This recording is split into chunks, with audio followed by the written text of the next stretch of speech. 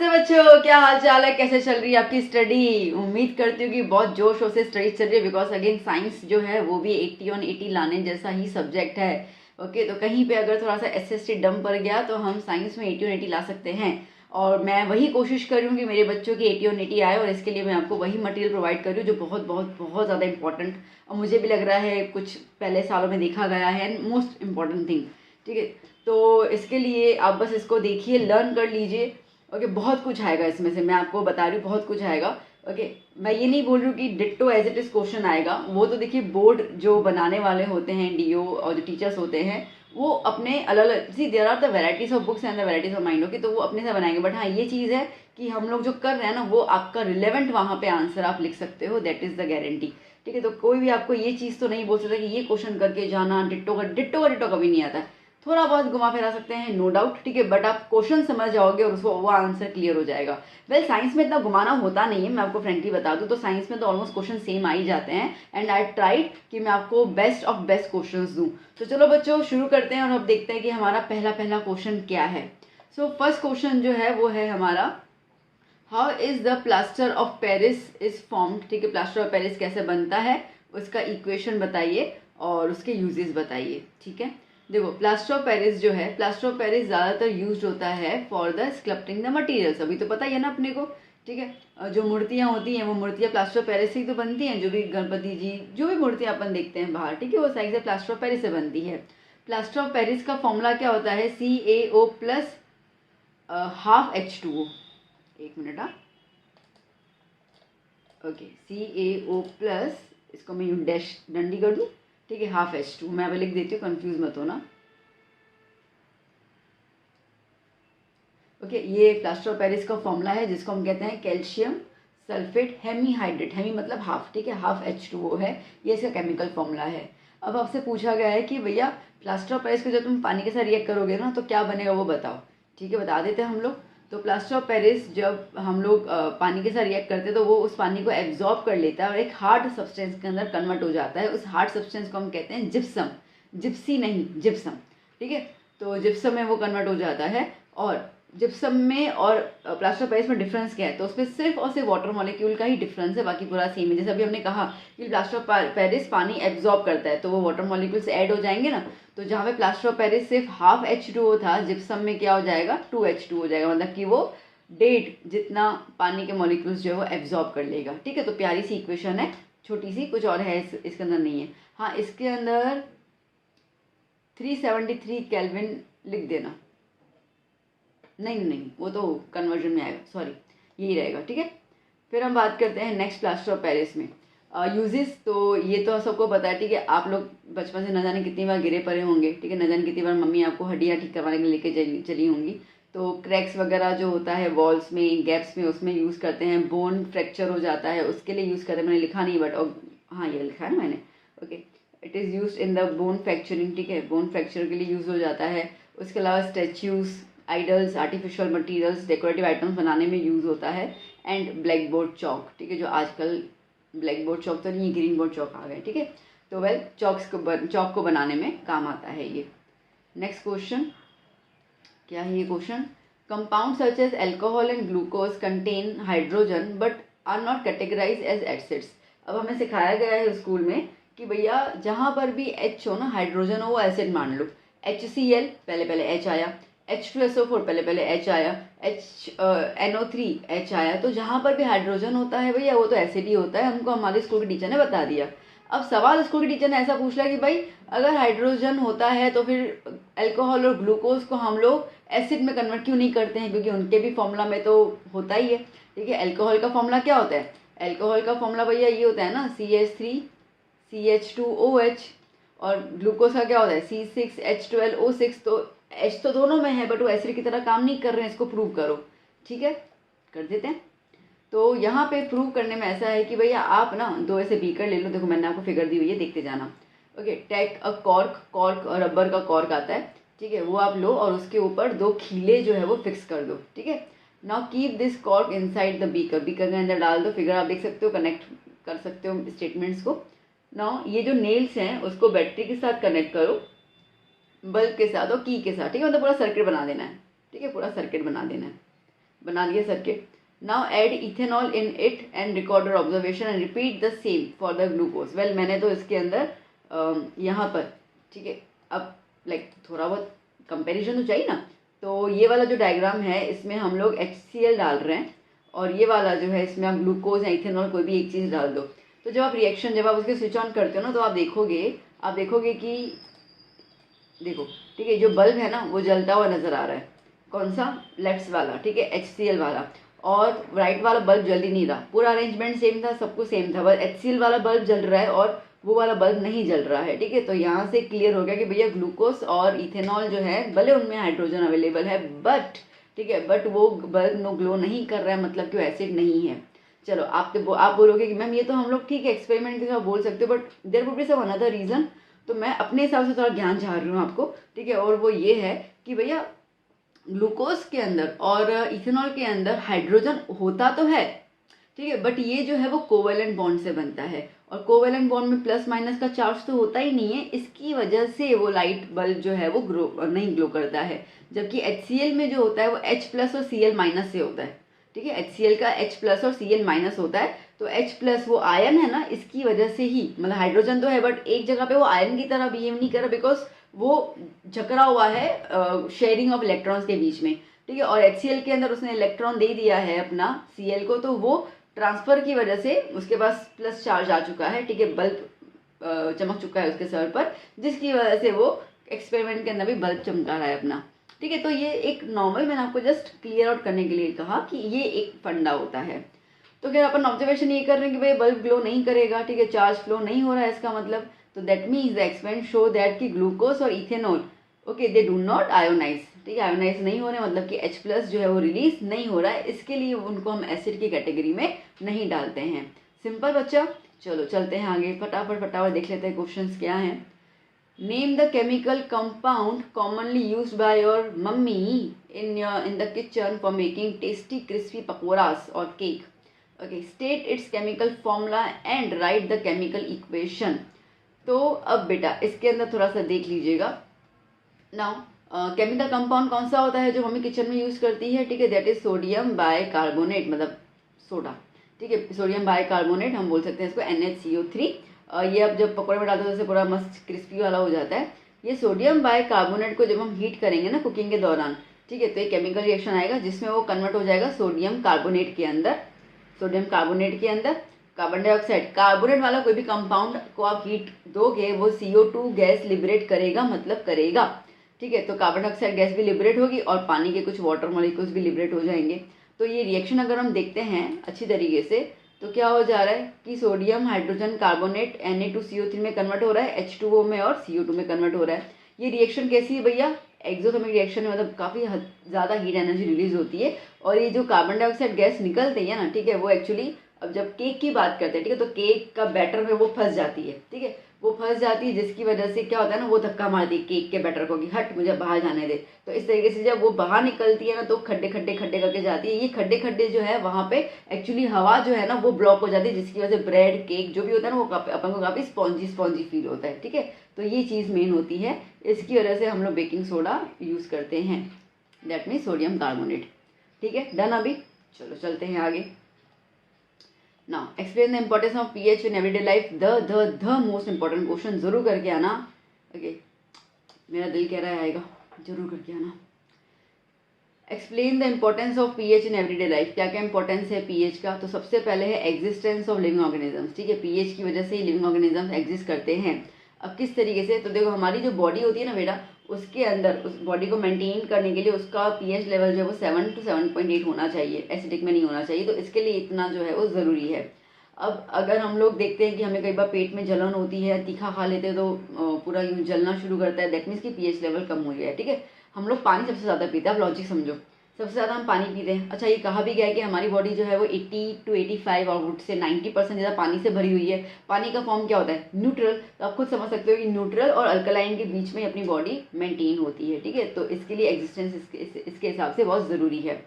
अब बात करते हो एक्वेटिक एनिमल्स के लिए, तो एक्वेटिक मतलब पानी में रहने वाले। तो अगर वहाँ का पानी, ठीक है, उनके सराउंडिंग जो भी जिसमें रहते हैं, समुद्र हो गया, नदी हो गई, पॉन्ड्स हो गए, लेक्स हो गए, तो उनमें जब वो रहते हैं तो अगर उनका पानी जहरीला हो जाता है, ठीक है, तो दैट मीन्स कि 7 के पीएच से कम हो जाएगा, लेस देन एसिडिक हो जाएगा, तो पूरे के पूरे एक्वेटिक एनिमल्स जो हैं उनकी जान खतरे में आ जाएगी, वो मर जाएंगे। ठीक है, तो इसके लिए कोई भी ऑर्गेनिज्म हो बेटा, एक्वेटिक हो, एनिमल्स हो, माइक्रो ऑर्गेनिज्म हो, यहाँ तक कि आप और हम भी हों, ठीक है, हमारे सबके लिए पीएच लेवल कितना होना चाहिए, 7 से 7.8 तक का पीएच लेवल अगर होगा तो ऑर्गेनिज्म एग्जिस्ट करेंगे। चलिए नेक्स्ट पॉइंट इसके अंदर, डाइजेशन ऑफ फूड। अब देखो चैप्टर 6 तो किया ही है आप सब लोगों ने, ठीक है, फूड का डाइजेशन देख लेते हैं हम लोग। तो डाइजेशन ऑफ फूड के अंदर बेटा यहाँ पे क्या है कि स्टमक में, हमें पता है ना स्टमक में HCl रिलीज होता है, तो ये HCl जब रिलीज होता है स्टमक के अंदर, तो वो जो खाना स्टमक में जाता है ना, ठीक है, तो उसको वो एसिडिक मीडियम में कर लेता है कन्वर्ट। ये पीएच जो है वो तकरीबन 1 से लेकर 3 तक की रेंज में होता है। वो क्यों होता है, अब इसकी क्या ज़रूरत है, HCl हमारी बॉडी में रिलीज क्यों होता है, वो इसके लिए होता है कि जब हम खाना खाते हैं, स्पेशली प्रोटीन बेस्ड खाना खाते हैं, तो प्रोटीन को डाइजेस्ट करने के लिए पेप्सिन आता है, एंजाइम, ठीक है। अब पेप्सिन उस पर तभी काम कर पाएगा जब वो एसिडिक मीडियम में होगा प्रोटीन। तो खाने को एसिडिक मीडियम में कन्वर्ट करने के लिए भगवान जी ने हमारे पेट में HCl डाल दिया, ठीक है, कि जैसे ही खाना पेट में आएगा HCl उसको एसिडिक में कन्वर्ट कर लेगा ताकि पीएच लेवल कम हो जाए और पेप्सिन जो है वो अपना काम करके प्रोटीन को डाइजेस्ट कर ले, ठीक है। तो ये सब चीज़ें होती हैं। नेक्स्ट बात करते हैं हम लोग इम्पोर्टेंस ऑफ सॉइल। अच्छा, ये जो मैं अंडरलाइन कर रही हूँ आपको ये लिख के नहीं आना, अंडरलाइन कर रही हूँ ताकि आप मेन पॉइंट्स पे फोकस करो, ताकि आंसर आपके दिमाग में बैठ जाए। लिख के तो पूरा आना है। पता नहीं किसी बच्चे ने मुझसे पूछा कि मैम हाईलाइटेड पॉइंट्स ही लिख के आनी है। अरे वो तो समझा रही हूँ ना बेटा मैं, है ना। नो, सॉइल में पीएच का क्या रोल है। देखो सॉइल में पीएच का रोल ये है कि क्रॉप्स को ग्रो करने के लिए आइडियल पीएच जो है वो 6.5 से 7.3 तक के बीच का पीएच होगा तो बहुत अच्छे से क्रॉप्स ग्रो होगा। अगर 6.5 से कम हो गया पीएच तो मतलब कि सॉइल एसिडिक हो गई, ठीक है। So if the pH of the soil is less than 6.5 तो अब उसको न्यूट्रलाइज करने के लिए हम क्या करेंगे, लाइम डालेंगे, क्या करेंगे, लाइम ऐड करेंगे। और अगर पीएच जो है वो 7.3 से ज़्यादा हो गया तो हम क्या यूज़ करेंगे, जिप्सम यूज़ करेंगे टू न्यूट्रलाइज इट्स बेसिसिटी, ठीक है। तो याद करना जब बेसिक हो जाता है सॉइल, सॉइल को न्यूट्रल होना जरूरी है, ठीक है। तो अगर न्यूट्रल मतलब कि एग्जैक्टली 7 नहीं बट न्यूट्रल के आसपास, ठीक है। तो अगर 7.3 से ज़्यादा होता है तो बेसिक हो गया तो हम क्या यूज़ करेंगे, जिप्सम, है ना।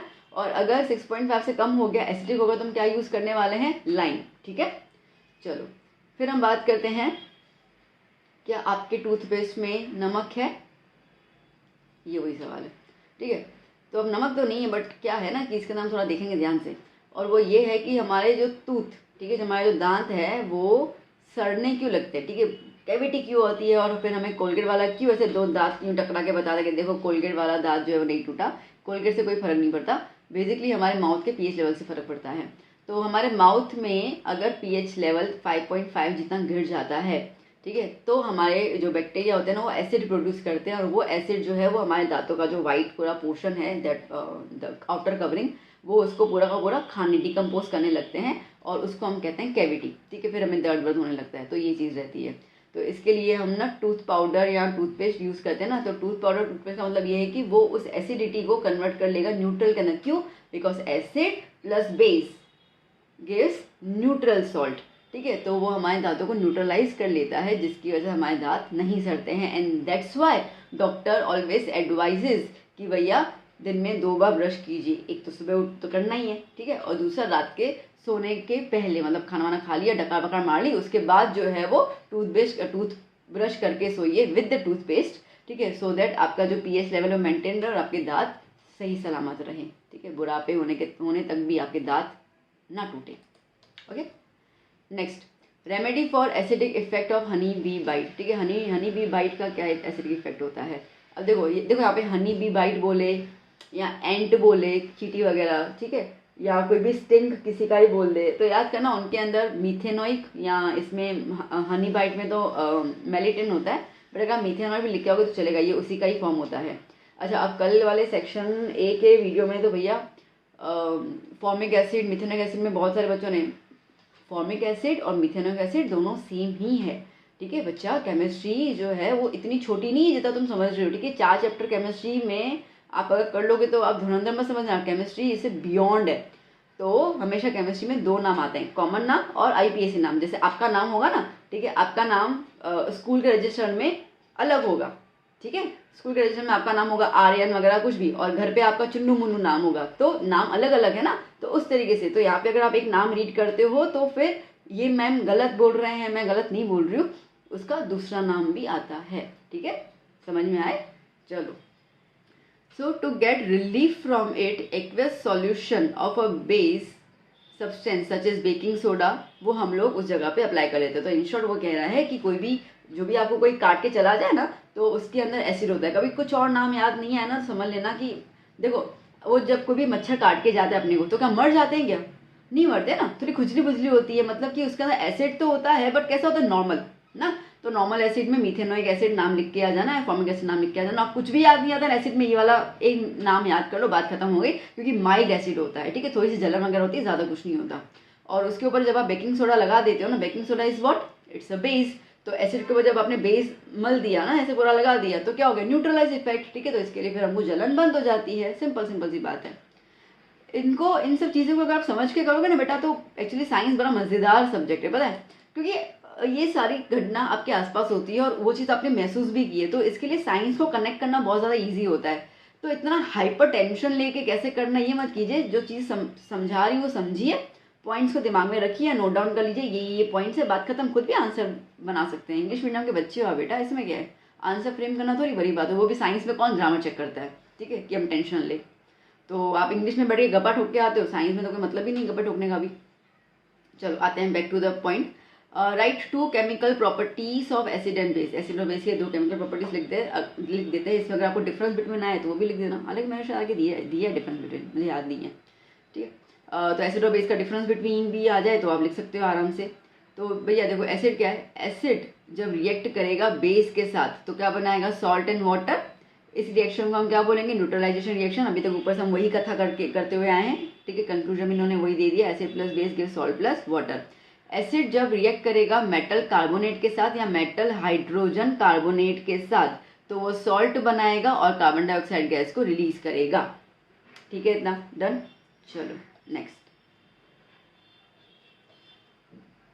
Okay, so acid plus metal carbonate या metal hydrogen carbonate give salt plus water plus carbon dioxide. इसका आपको कोई रिएक्शन लिखना तो लिख देना। ठीक है, जैसे कि एसिड में मैं HCl ले लेती हूँ और मेटल कार्बोनेट में मैं MgCO3 ले लूँ, MgCO3। ठीक है, तो क्या होगा, सॉल्ट बनेगा। इस सॉल्ट को मैं बाद में बनाऊंगी। पहले क्या निकल रहा है, कार्बन डाइऑक्साइड निकाल दिया मैंने, CO2। फिर क्या निकल रहा है, वाटर, पानी भी निकाल दिया। अब क्या बचा मेरे पास, अब मेरे पास बचा Cl और Mg, ये दोनों कहीं पे भी नहीं है, तो क्या बन गया, MgCl2। ठीक है, बैलेंसिंग शैलेंसिंग कर लेना, MgCl2 ना, यहाँ पे 2 आ जाएगा। ठीक है, यहाँ पे 2 आ जाएगा, बैलेंस हो गया मेरे ख्याल से, नहीं हुआ, यहाँ पे 2 आ जाएगा। ठीक है, आई थिंक तो बैलेंस हो गया। चलिए बाकी आप देख लेना हुआ कि नहीं हुआ। ओके, अब next chemical properties of base. ठीक है, अब बेस जो है वो कैसा है, जब वो नॉन मेटल ऑक्साइड के साथ रिएक्ट करता है, जब बेस नॉन मेटल ऑक्साइड के साथ रिएक्ट करेगा तो क्या देगा, वाटर, सॉल्ट प्लस वाटर। जैसे कि आप NaOH ले लो, ये बेस है। Non metal oxide, non metal oxide में क्या लोगे तुम, सल्फर डाइऑक्साइड ले लो, SO2। ठीक है, तो क्या मिलेगा, सॉल्ट मिलेगा प्लस वाटर मिलेगा, तो H2O मिल गया और Na2S। ठीक है, सोडियम सल्फाइड, तो सॉल्ट आ गया ये। अगर स्ट्रॉन्ग बेस रिएक्ट करेगा मेटल के साथ तो वो सॉल्ट और हाइड्रोजन गैस लिबरेट करेगा। ठीक है, तो base plus metal gives salt plus dihydrogen gas. अब ना मेरी बात सब सुन लेना, ठीक है, बाहर मत बिछा देना कमेंट का कि मैम आपने गलत लिखा है, गलत लिखा है।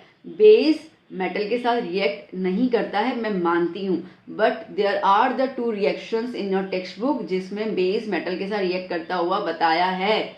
ठीक है, तो हल्ला मत मचाइए हर एक चीज़ को लेकर। तो जैसे अगर हम बेस लेते हैं यहाँ पे NaOH, ठीक है, और यहाँ पे मैं लेती हूँ जिंक, तो मेरा कंपाउंड क्या बनेगा, Na2ZNO2, sodium zincate plus hydrogen gas. Same आपको मिलता है एल्यूमिनियम के साथ, हम लोगों ने सेक्शन A में किया था ये, तो एल्यूमिनेट। तो ये 2 एग्जाम्पल है जो आपको बता रहे हैं कि बेस जो है वो कॉम्प्लेक्स सॉल्ट प्रोड्यूस करता है, आपकी किताब में है। ठीक है, तो प्लीज़ ये हल्ला मत मचाना फिर तुम लोग ना। एक्चुअली मैं लाइव लेक्चर नहीं ले रही, लाइव लेक्चर लेती हूँ तो जिस तरह हल्ला मचाते हो ना, मैं डांट लेती आप लोगों को। चलो नेक्स्ट क्वेश्चन करते हैं हम लोग। What is washing soda? Washing soda क्या होता है? ठीक है, वॉशिंग सोडा कैसे प्रिपेयर किया जाता है, केमिकल इक्वेशन बता दो और उसके 3 यूजेस बता दो। ठीक है, तो देखो वॉशिंग सोडा जो है वो सिंथेसाइज होता है by the process known as the Solvay process. नाम नहीं लिखना हो मत लिखना, छोड़ देना, ठीक है, चलेगा, कोई दिक्कत नहीं है। नाम है बट अगर आपको नहीं पसंद आ रहा है कि नहीं है मेरे मजे का नाम नहीं है, छोड़ देना, ठीक है। मेरा काम है बताना, क्योंकि जिनको 80 और 80 स्कोर करना है उनके लिए ये सब चीज़ें, ये माइन्यूट माइन्यूट चीज़ें बहुत ज़्यादा ज़रूरी है, ठीक है। तो वॉशिंग सोडा को बनाने का एक प्रोसेस है। अब इस प्रोसेस के अंदर क्या होता है ना कि जो सोडियम क्लोराइड है, अमोनिया है और कार्बन डाइऑक्साइड है, ये सारे आपस में रिएक्ट करते हैं किसमें? पानी के अंदर। मैं दोबारा रिपीट करती हूँ, NaCl सोडियम क्लोराइड, अमोनिया और कार्बन डाइऑक्साइड पानी में रिएक्ट करते हैं। अब सीधा आ जाओ नीचे रिएक्शन की तरफ। NaCl, NH3, CO2 और H2O रिएक्ट कर रहे हैं, तो क्या मिल रहा है आपको? NaHCO3 plus NH4Cl। क्या मिल रहा है? NaHCO3 plus NH4Cl। ठीक है, ये रिएक्शन हुआ। अब क्या बोल रहे हैं यहाँ पे? सुनो, ध्यान से सुनो, इम्पोर्टेंट है। Calcium oxide involve is produced through the calcium carbonate. अब ये जो एक्चुअली CO2 हम देख रहे हैं ना, अब CO2 को हवा से तो हम ले नहीं सकते हैं, तो बेसिकली कैल्शियम कार्बोनेट को हम डिकम्पोज करते हैं। सुनना मेरी बात में ध्यान से, कैल्शियम कार्बोनेट को हम डिकम्पोज करते हैं। डिकम्पोज करने के दौरान डिकम्पोजिशन रिएक्शन किया ना चैप्टर 1 में, उसी की बात कर रही हूँ मैं, ठीक है। डिकम्पोज करते हैं तो उसके बाद उसमें से निकलता है कार्बन डाइऑक्साइड गैस। वो कार्बन डाइऑक्साइड गैस जो है वो यहाँ पे यूज होता है, ठीक है। एंड ये जो कैल्शियम ऑक्साइड जो बाकी बच जाता है ना, okay, is used in recovering the ammonia from the ammoniacal chloride. ठीक है, अमोनिकल क्लोराइड ये दिख रहा है आपको, NaH4Cl, इसको अमोनिकल क्लोराइड बोलते हैं। इसमें से अमोनिया वापस निकालने के लिए CaO का यूज करते हैं। बात समझ में आई? सुनो, शांति से सुनो मैं क्या बोल रही हूँ।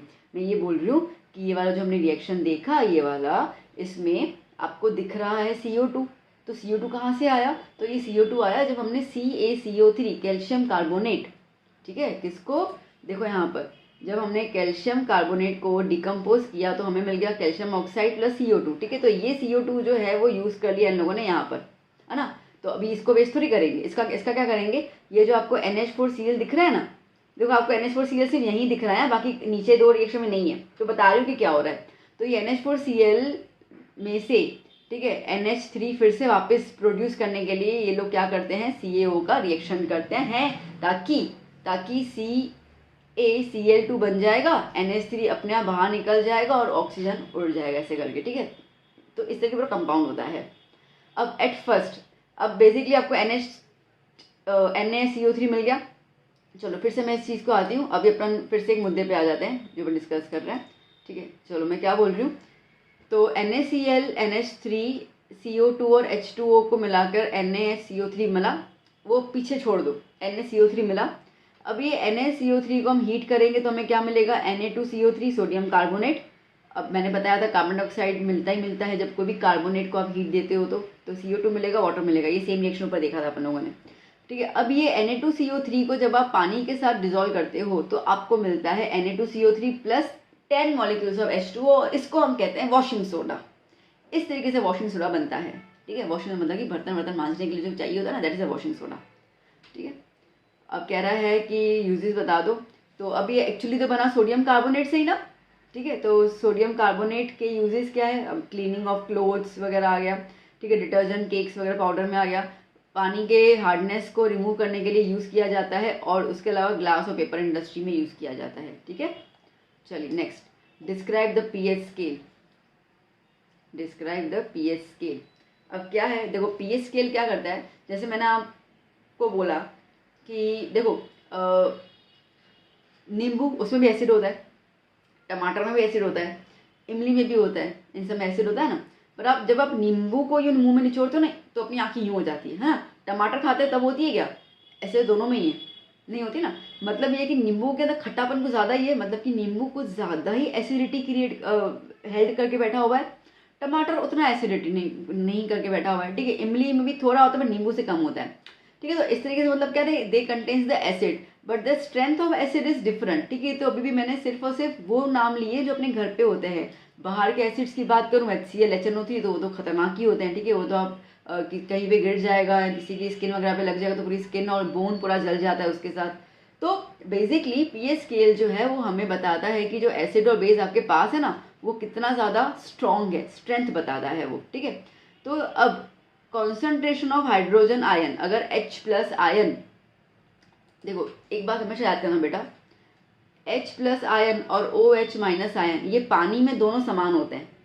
पानी के अंदर ये दोनों का लेवल एक जितना होता है, इसके लिए पानी को हम न्यूट्रल बोलते हैं।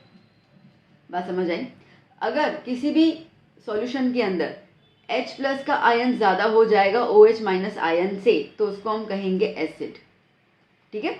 और अगर किसी सॉल्यूशन के अंदर OH- आयन का सॉल्यूशन क्या बोलते हैं, OH- आयन का अगर रेट ज़्यादा हो गया, ठीक है, उसके आयन ज़्यादा हो गए, तो वो क्या हो जाएगा, बेस। ये मेन फंडा होता है एसिड और बेस का। समझ में आया कैसे होता है, ठीक है। तो अब मैंने इसमें वही लिख दिया है, if the concentration of hydrogen ion is equal, तो उसको हम क्या बोलेंगे, न्यूट्रल। समझा दी मैंने तीनों। पीएच का जो लेवल होता है वो 0 to 14 का होता है, ये तो बच्चे को पता होगा, ठीक है, वो तो कोई बड़ी बात है ही नहीं ना। अगर पीएच का वैल्यू 0 है, इसका मतलब कि हाइड्रोजन आयन मैक्सिमम है। अगर पीएच का वैल्यू इक्वल टू 14 है, इसका मतलब कि हाइड्रोजन आयन बहुत कम है और हाइड्रोक्साइड आयन बहुत ज़्यादा है, ठीक है। That means it contains the lowest hydrogen ion. तो भी एक चीज़ याद कर लो, H+ याद कर लो, किसमें ज़्यादा किसमें कम, बात खत्म हो गई, ठीक है। और कुछ करने की ज़रूरत नहीं है।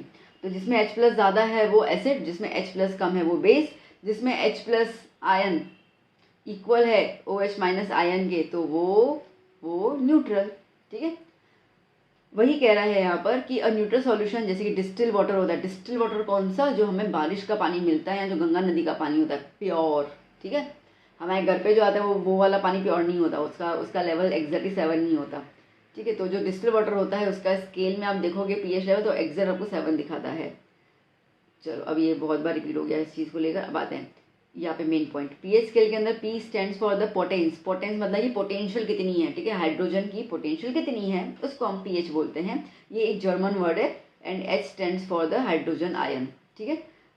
सो पीएच, इसको हटा दो, छोड़ दो, अपने टेक्स्ट बुक में इतना है भी नहीं, इसको मैं काट रही हूँ, मत करना, टाइम वेस्ट होगा, ठीक है।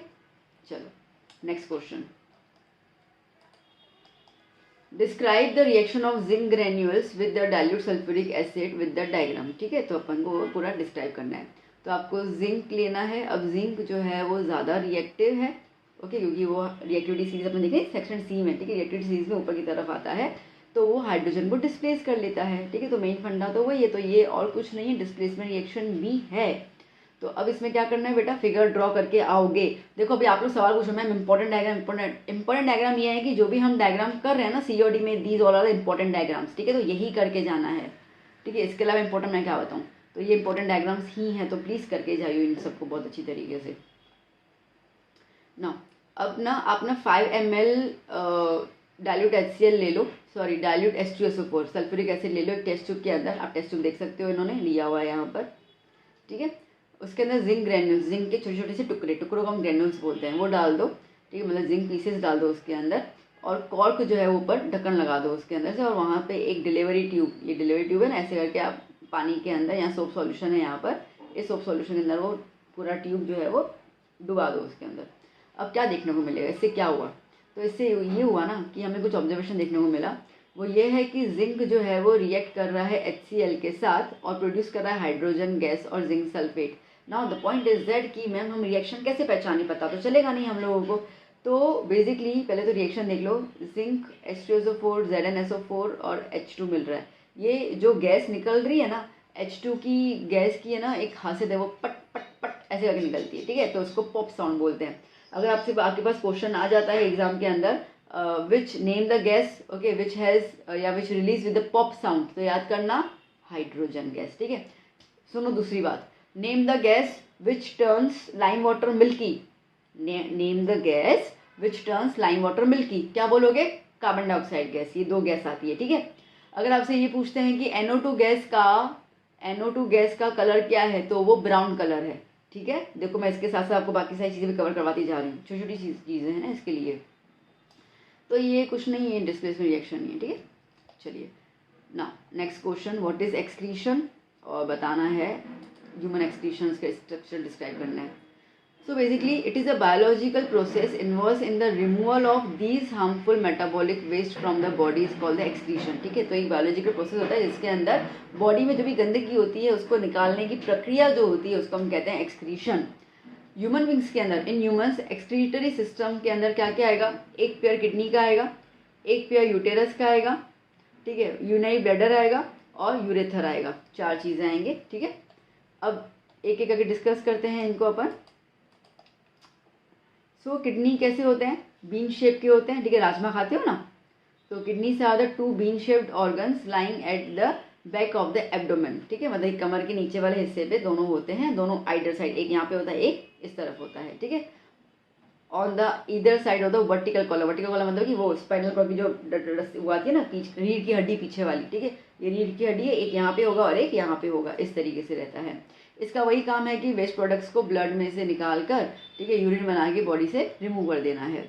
अब इसके लिए कौन काम करेगा, नेफ्रॉन काम करेगा, किडनी थोड़ी काम करेगी। किडनी के अंदर जो नेफ्रॉन है वो मेन काम करता है। इसके लिए कहते हैं कि nephron is the basic filtration unit of kidney, और वो एक नहीं होता, ठीक है, 10 लाख, ठीक है, 10 लाख जितने आपको दिखेंगे एक किडनी के अंदर नेफ्रॉन्स। अब ये जो यूरिन बना, urine produced by filtering the blood, blood को फिल्टर करके यूरिन बना, और ये यूरिन को फिर ट्रांसपोर्ट किया जाता है इनटू द यूरिनरी ब्लैडर, देख सकते हो ये पूरा का पूरा ब्लैडर है, ठीक है, उसमें ट्रांसफर किया जाएगा। और ये कौन लेके आता है, देखो 2 रस्सियाँ नजर आ रही किडनी के थ्रू आती हुई, ठीक है, तो इसको हम कहते हैं यूरेटर। तो ये यूरेटर उसको लेके आती हैं।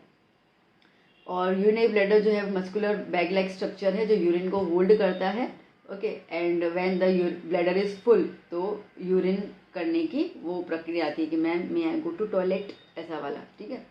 सो this urine is thrown out of the body through the urethra, urethra से यूरिन को बाहर निकाला जाता है, ओके। चलिए next, now draw the label diagram of nephron and explain the process of the urine formation in the human being. देखो nephron का diagram मैंने नहीं दिया, टेक्स्ट बुक में है तो प्लीज़ उसमें से देख लीजिएगा, ठीक है। अब आपको डायग्राम बताना, मतलब ड्रॉ करना है और यूरिन फॉर्मेशन पूरा बताना है इसके अंदर कैसा होता है। तो देखो बेटा, from the human body waste is excreted in the form of urine, urine के फॉर्म में वेस्ट प्रोडक्ट जो है वो बाहर निकलेगा। अब ये 3 फेजेस में निकल रहे हैं, बहुत अच्छे से आंसर सुनना, बहुत मज़ेदार आंसर है, ईजी है, टेंशन मत लेना, ठीक है। यूरिन जो है वो 3 फेजेस में निकलता है, एक होता है ग्लोमेरुलर फिल्ट्रेशन, एक होता है रीएब्जॉर्प्शन और एक होता है सीक्रीशन, ठीक है। देखो वर्ड्स को समझो, ग्लोमेरुलर फिल्ट्रेशन, फिल्ट्रेशन पे ध्यान दो, फिल्ट्रेशन मतलब कि चाय कैसे छन्नी, चाय छानते हैं छन्नी की तरह, छन्नी से 2 पर चाय पत्ती रह जाती है, नीचे पूरा चाय आ जाता है, तो उसको फिल्ट्रेशन बोलते हैं ना। यहाँ पे ब्लड भी उसी तरीके से फिल्टर होता है, ठीक है। तो अब क्या स्टेप होते हैं, चलो आओ देखते हैं अपन। सो पहले बात करते हैं ग्लोमेरुलर फिल्ट्रेशन। इसके अंदर जो रीनल आर्टरी होती है, बच्चा याद करना, वो आर्टरी जो किडनी के साथ कनेक्ट होती है उसको रीनल आर्टरी कहते हैं। वो आर्टरी जो लंग्स के साथ कनेक्टेड होती है उसको हम लोग पल्मोनरी आर्टरी बोलते हैं, ठीक है। पॉइंट्स क्लियर करते जाना, ये सब चीज़ें भाई बहुत वाइड है ना बेटा, 14 मार्क का चैप्टर आ रहा है ये, ठीक है। तो मजाक तो है नहीं, तो बहुत सारी चीज़ें हैं इसके अंदर। तो जहाँ जहाँ मुझे जो चीज़ लग रही है वो मैं आपको साफ साफ वर्बली में बताती भी जा रही हूँ। सो रीनल आर्टरी जो है वो काफ़ी वाइडर होती है, मोटी सी होती है, ठीक है। अब एक्चुअली मोटी होती है, फिर मोटी होते होते होते यूँ पतली हो जाती है, किडनी में जब आती है ना तो यूँ पतली हो जाती है, ठीक है। तो renal artery is wider and slowly it becomes narrower tube, ठीक है, नैरो ट्यूब में आ जाती है जब वो ग्लोमेरुल्स में आती है। अब ये जो देखो यूँ मोटी से ही पतली हो गई, तो कहाँ यूँ ब्लड को फ्लो करने में मस्त आसानी मिल रही है, पतली पतली पतली हो गई तो ब्लड का फ्लो, ठीक है, डिक्रीज हो जाएगा। तो ये जो डिफरेंस आता है ना, ये जो डिफरेंस आया विड्थ में, उसमें प्रेशर क्रिएट होता है, ठीक है। और ये प्रेशर की वजह से, ये प्रेशर की वजह से क्या होता है ना कि जो ब्लड है वो अलग हो जाता है और जो कचरा है, ठीक है, वो अलग हो जाता है। So due to this difference water with dissolve impurities are squeezed out, ठीक है, पानी पूरा यूँ निकल जाता है, मतलब पानी और इम्प्योरिटीज निकल जाते हैं फ्रॉम द ब्लड।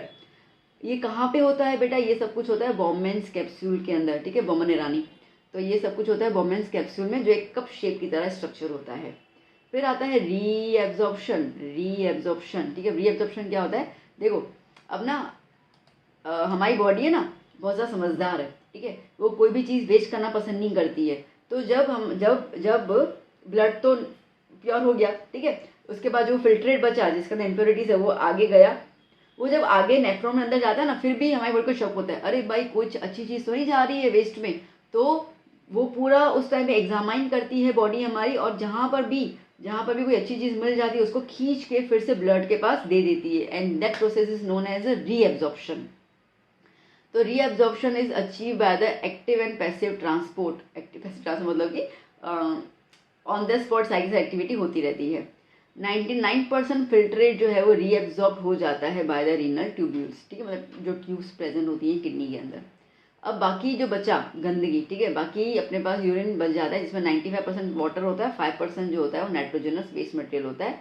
ये नाइट्रोजनस में यूरिया, अमोनिया, ठीक है, क्रिएटिन, ये नहीं लिखना, RX किट है, यूरिया अमोनिया लिख के बैठ जाना, इसको क्या लिखोगे, इतना तो टीचर भी ध्यान नहीं देंगे, ठीक है, छोड़ो, डन। तो इस तरीके से यूरिन जो है वो फॉर्म होता है। चलिए next question, draw the sectional view of human heart बता दो और ब्लड सर्कुलेशन बताना है, और यहाँ तो ऐसे बता सकता है दैट हार्ट और पंप सिस्टम, ठीक है, पूरा एक्सप्लेन करना पड़ेगा इसके अंदर। चलो, सो जो हमारा सर्कुलेटरी सिस्टम होता है ना, सर्कुलेटरी सिस्टम वो हार्ट, ब्लड और ब्लड वेसल से पूरा बना हुआ होता है, ठीक है। ह्यूमंस के अंदर ब्लड जो है वो आर्टरीज में फ्लो करती हैं एंड वेन्स के अंदर, और जो हार्ट है वो पंप ऑर्गन की तरह काम करता है, तो पता है ये पंप होता रहता है ना, दिल की धड़कन, धक धक धक धक, वही होता है। Humans have a type of circulation, ठीक है, हमारे अंदर जो है वो डबल सर्कुलेशन होता है। अब अगर आपको इसमें से, देखो मैं आपको बता दे रही हूँ, अगर आपको सेक्शन बी में 2 मार्क का क्वेश्चन पूछा जाता है explain the double circulatory system, तो ये रहा आंसर उसका, ठीक है, यही पूरा आंसर आप लिख के आ जाओगे, जो मैंने सी पॉइंट दिया ना, that is answer of double circulation, ठीक है। हमेशा है ना लॉन्ग आंसर लर्न कर लेने के, उस लॉन्ग आंसर में से शॉर्ट, ओके, 2 मार्क आराम से निकल जाते हैं, ठीक है, तो always go with the long answers learning, वो ईजी भी हो जाता है। सो यहाँ पे हार्ट जो है, हार्ट को एक्चुअली ब्लड 2 बार आता है, ठीक है। अब आपको पता होगा, फिर अपन डिस्कस कर भी रहे नीचे, कि हार्ट के अंदर ब्लड 2 बार आता है, एक इम्प्योर ब्लड आता है, ठीक है, फिर वो पूरा प्योर हो जाता है तो फिर प्योर ब्लड आता है, तो ये 2 बार ब्लड आता है, इसकी वजह से हम इसको कहते हैं डबल सर्कुलेशन, ठीक है, 2 बार ब्लड आने की वजह से it is known as double circulation. ज़रूरी भी है, ठीक है, ज़रूरी भी है, क्योंकि हम लोग इतने ज़्यादा एक्टिव होते हैं, हमारी बॉडी इतनी ज़्यादा कॉम्प्लेक्स है कि इन सब हमारे सारे ऑर्गन्स टिश्यूज को काम करने के लिए बहुत एनर्जी चाहिए, तो that's why to meet the demand of energy, ठीक है, हमारा ऑक्सीजनेटेड और डीऑक्सीजनेटेड ब्लड जो है वो सेपरेट होना ज़रूरी है, ठीक है। चलो अब बात करते हैं अपन ब्लड सर्कुलेशन की। ये जो मैंने लिखा है ना, बाद में रीड करती हूँ, पहले मैं आपको समझाती हूँ मेरे तरीके से, पर एक बार खाली फिगर देख लो, सिर्फ एक बार ही फिगर देख लेना मैं क्या क्या पॉइंट्स बोल रही हूँ। देखो, एक तो ये वर्ड देखो, सुपीरियर वीना कावा, और नीचे देखो इंफीरियर वीना कावा, ठीक है। फिर 4 चैम्बर्स होते हैं अपने हार्ट में, एक right atrium, left atrium, right ventricle, left ventricle, ठीक है, इतना समझ में आया। शुरू करते हैं हम लोग। पहले मैं अपनी भाषा में समझाती हूँ ताकि आपको अच्छे समझ आ जाए, और मैं इसको थोड़ा नीचे ले लूँ क्योंकि मेरी भाषा थोड़ी लंबी होती है।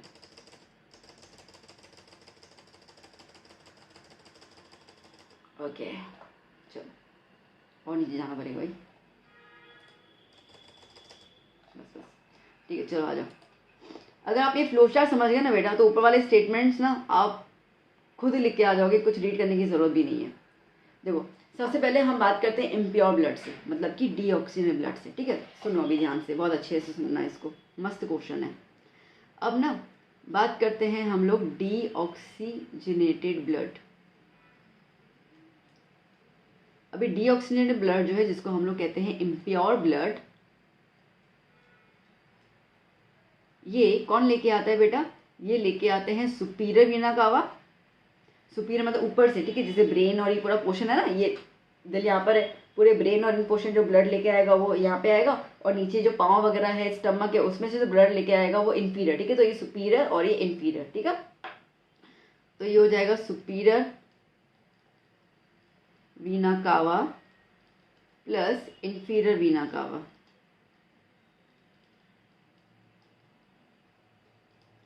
ठीक है। ब्लड आ गया। ये ब्लड किस में वो डालेंगे? ये ब्लड डालेंगे वो राइट आर्ट्रियम में। किस में डालेंगे बेटा? राइट आर्ट्रियम में, ठीक है। अब ये राइट आर्टरियम जो है वो ब्लड किसको देगा, नीचे की तरफ आ जाएगा ब्लड, तो कहाँ पे आएगा, राइट वेंट्रिकल में। कहाँ पे आएगा बेटा, राइट वेंट्रिकल में। ठीक है, अब ना ये जब ब्लड यहाँ पे आएगा ना, ऊपर मैं फिगर दिखा दूँ आपको, देखो ये जो ब्लड फिगर देखो देखो देखो देखो, ठीक है, देखो ये ब्लड जो है वो राइट आर्टरियम से राइट वेंट्रिकल में आया। अब यहाँ पे आपको ये वाइट कलर का ये दिख रहा है, ठीक है, ये वेल्व होता है, ठीक है, वो खुल जाएगा और ब्लड को नीचे लाने देगा। तो ये वेल्व जो होता है इसको हम क्या बोलते हैं, ट्राइकस्पिड वेल्व। क्या बोलते हैं हम इसको, ट्राइकस्पिड वेल्व। ठीक है, तो थ्रू, अब इसको आप कैसे लिखोगे, ओके, सो ये आएगा थ्रू ट्राइकस्पिड वेल्व। ठीक है, अब राइट वेंट्रिकल से कहाँ पे जाएगा, राइट वेंट्रिकल से वो जाएगा लंग्स में, पर कौन लेके जाएगा, उसको लेके जाएगा पल्मोनरी आर्टरी। याद करना, कौन लेके जाएगा, पल्मोनरी आर्टरी।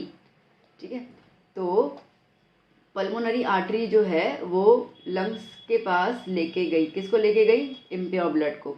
अब लंग्स उस ब्लड को क्या करेगा, लंग्स जो है वो इम्प्योर ब्लड को कन्वर्ट कर लेगा प्योर ब्लड के अंदर। किसके अंदर, प्योर ब्लड के अंदर। ठीक है, इसका मतलब कि जो डीऑक्सीजनेटेड ब्लड था जिसमें ऑक्सीजन नहीं था, ठीक है, डी मतलब कि नहीं होना, तो डीऑक्सीजनेटेड ब्लड को कन्वर्ट कर लेगा ऑक्सीजनेटेड ब्लड के अंदर, मतलब कि ऑक्सीजन वाले ब्लड के अंदर। ठीक है, अब ये जो प्योर ब्लड है वो थ्रू द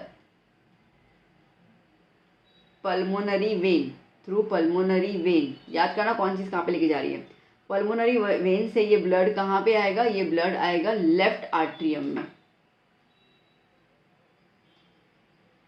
कहाँ पे आएगा, लेफ्ट आर्ट्रियम में। ये लेफ्ट आर्ट्रियम से ब्लड कहाँ पे जाएगा, लेफ्ट वेंट्रिकल में। ठीक है, ये लेफ्ट वेंट्रिकल से ब्लड कहाँ पे जाएगा, लेफ्ट वेंट्रिकल से ब्लड, अच्छा एक और सेकंड, लेफ्ट आर्टरियम से लेफ्ट वेंट्रिकल जब जाएगा ना तो अगेन एक वेल्व खुलेगा, इस वेल्व को हम कहेंगे बाइकस्पिड वेल्व, बाइकस्पिड वेल्व। ठीक है, तो ये अब लेफ्ट वेंट्रिकल से वो कहाँ जाएगा, एओर्टा में, और एओर्टा से पूरे के पूरे बॉडी पार्ट्स में। खत्म, तुम्हारे 4 मार्क क्लियर, डन। करना क्या है, इस चीज़ को भी सिर्फ 2 बार सुन लोगे ना, पूरा आंसर क्लियर हो गया। ठीक है, और तो क्या करना है, रीड करें फटाफट से, चलो जल्दी रीड कर लेते हैं। सो मेन पॉइंट्स कवर कर रही हूँ मैं, ठीक है ना। डीऑक्सीजनेटेड ब्लड जो है वो ब्लड बॉडी से आया, कौन लेके आ रहा है, सुपीरियर और इंफीरियर वीना कावा, कहाँ पे लेके आ रहा है, राइट आर्ट्रियम में। डन, आगे पॉइंट, नेक्स्ट पॉइंट देख लेते हैं। ये राइट आर्ट्रियम जो है वो ब्लड को पंप करेगा किसके अंदर, राइट वेंट्रिकल में, थ्रू ट्राइकस्पिड वेल्व। ठीक है, अब यहाँ से पल्मोनरी आर्टरी जो है वो ब्लड को कहाँ पे लेके जाएगी, लंग्स में। लंग्स में वो ब्लड क्या करेगा, ऑक्सीजन वाला बन जाएगा। ठीक है, अब ये लंग्स से ये जो ब्लड है वो कहाँ पे जाएगा, कौन लेके आएगा, पल्मोनरी वेन लेके आएगा, कहाँ पे लेके आएगा, लेफ्ट आर्ट्रियम में। ये लेफ्ट आर्ट्रियम ये ब्लड को कहाँ डालेगा, लेफ्ट वेंट्रिकल में डालेगा, कौन से वेल्व्स के थ्रू, बाइकस्पिड वेल्व्स। ठीक है, अब उसके बाद जो लार्जेस्ट आर्टरी है एओर्टा, ठीक है, वो एओर्टा जो है वो पूरे के पूरे ब्लड को कहाँ पहुँचाएगी, बॉडी पार्ट से पहुँचाएगी। ठीक है, बीच वाला जो भी मसाला लिखा है वो मसाला अपने हिसाब से भर दो, खत्म हो गया, डन। ठीक है, पूरे के पूरे मार्क मिलेंगे, टेंशन मत लेना। Now next question, what is breathing, okay, what is breathing and describe the mechanism of breathing. ठीक है, so now the process of exchange of gas from the process of exchange of oxygen from the atmosphere with carbon dioxide produced by the cells is called the breathing। Breathing का मतलब क्या होता है कि हम exchange करते हैं, CO2 atmosphere में डालते हैं और एटमोसफेयर से ऑक्सीजन को अंदर इनहेल कर लेते हैं, उसको हम लोग कहते हैं ब्रीदिंग। अब ब्रीदिंग जो है वो 2 प्रोसेस में होती है, इनहेलेशन में और एक्सहेलेशन में। ठीक है, ओके, सो इनहेलेशन में क्या हो जाता है, air is taken into the body through the nostrils. ठीक है, ये नाक है, इसमें से 2 आपको होल्स नजर आ रहे हैं, इन होल्स में से एयर जो है वो अंदर लिया जाता है और हमारे नाक के अंदर पतले पतले से बाल होते हैं। ठीक है, बचपन में या कभी अकेले होते हैं, यूँ नाक में हाथ डाला कि नहीं डाला है, डाला है ना, यूँ नाक में हाथ डाला होगा, कई बार मुंह में डाला भी होगा साथ साथ में। थोड़ा बहुत टेस्ट पता हो तो लिख भी देना कमेंट सेक्शन में क्या टेस्ट मिलता है आपको। चीज़ मत करना, सबने किया हुआ है, ठीक है, मेरे को पता है। तो ठीक है, तो इसमें क्या होता है ना कि एयर ट्रांसफ़र हुई नोस्ट्रिल में, उसमें पतले पतले से बाल होते हैं और थोड़ा सा म्यूकस होता है, ठीक है, जिसको बचपन में सब लोगों ने चखा भी है। तो वो जो म्यूकस होता है वो बेसिकली एयर को फिल्टर कर लेता है, ठीक है, एयर को वो फिल्टर कर लेता है और इससे एयर जो है वो प्योर होकर आगे बॉडी में पास करती है, ठीक है। अब ये एयर जो है वो पास होगी कहाँ पे, थ्रू द ट्रेकिया, ये पूरा जो होता है ना इसको, ठीक है, ये जो पूरा हाथ लगाना खुद को, ठीक है, हड्डियाँ नजर आएंगी, मतलब फील होंगी, तो यहाँ ये ट्रेकिया बोले, ठीक है, तो पूरा ट्रेकिया से अंदर की तरफ जाता है जब हम ब्रीदिंग करते हैं। अब सुनो इम्पोर्टेंट बात, ये तो कथा थी, ठीक है, अब ये कथा में इम्पोर्टेंट बात देखते हैं, पॉइंट्स को ध्यान देना कि कब क्या होता है, ठीक है।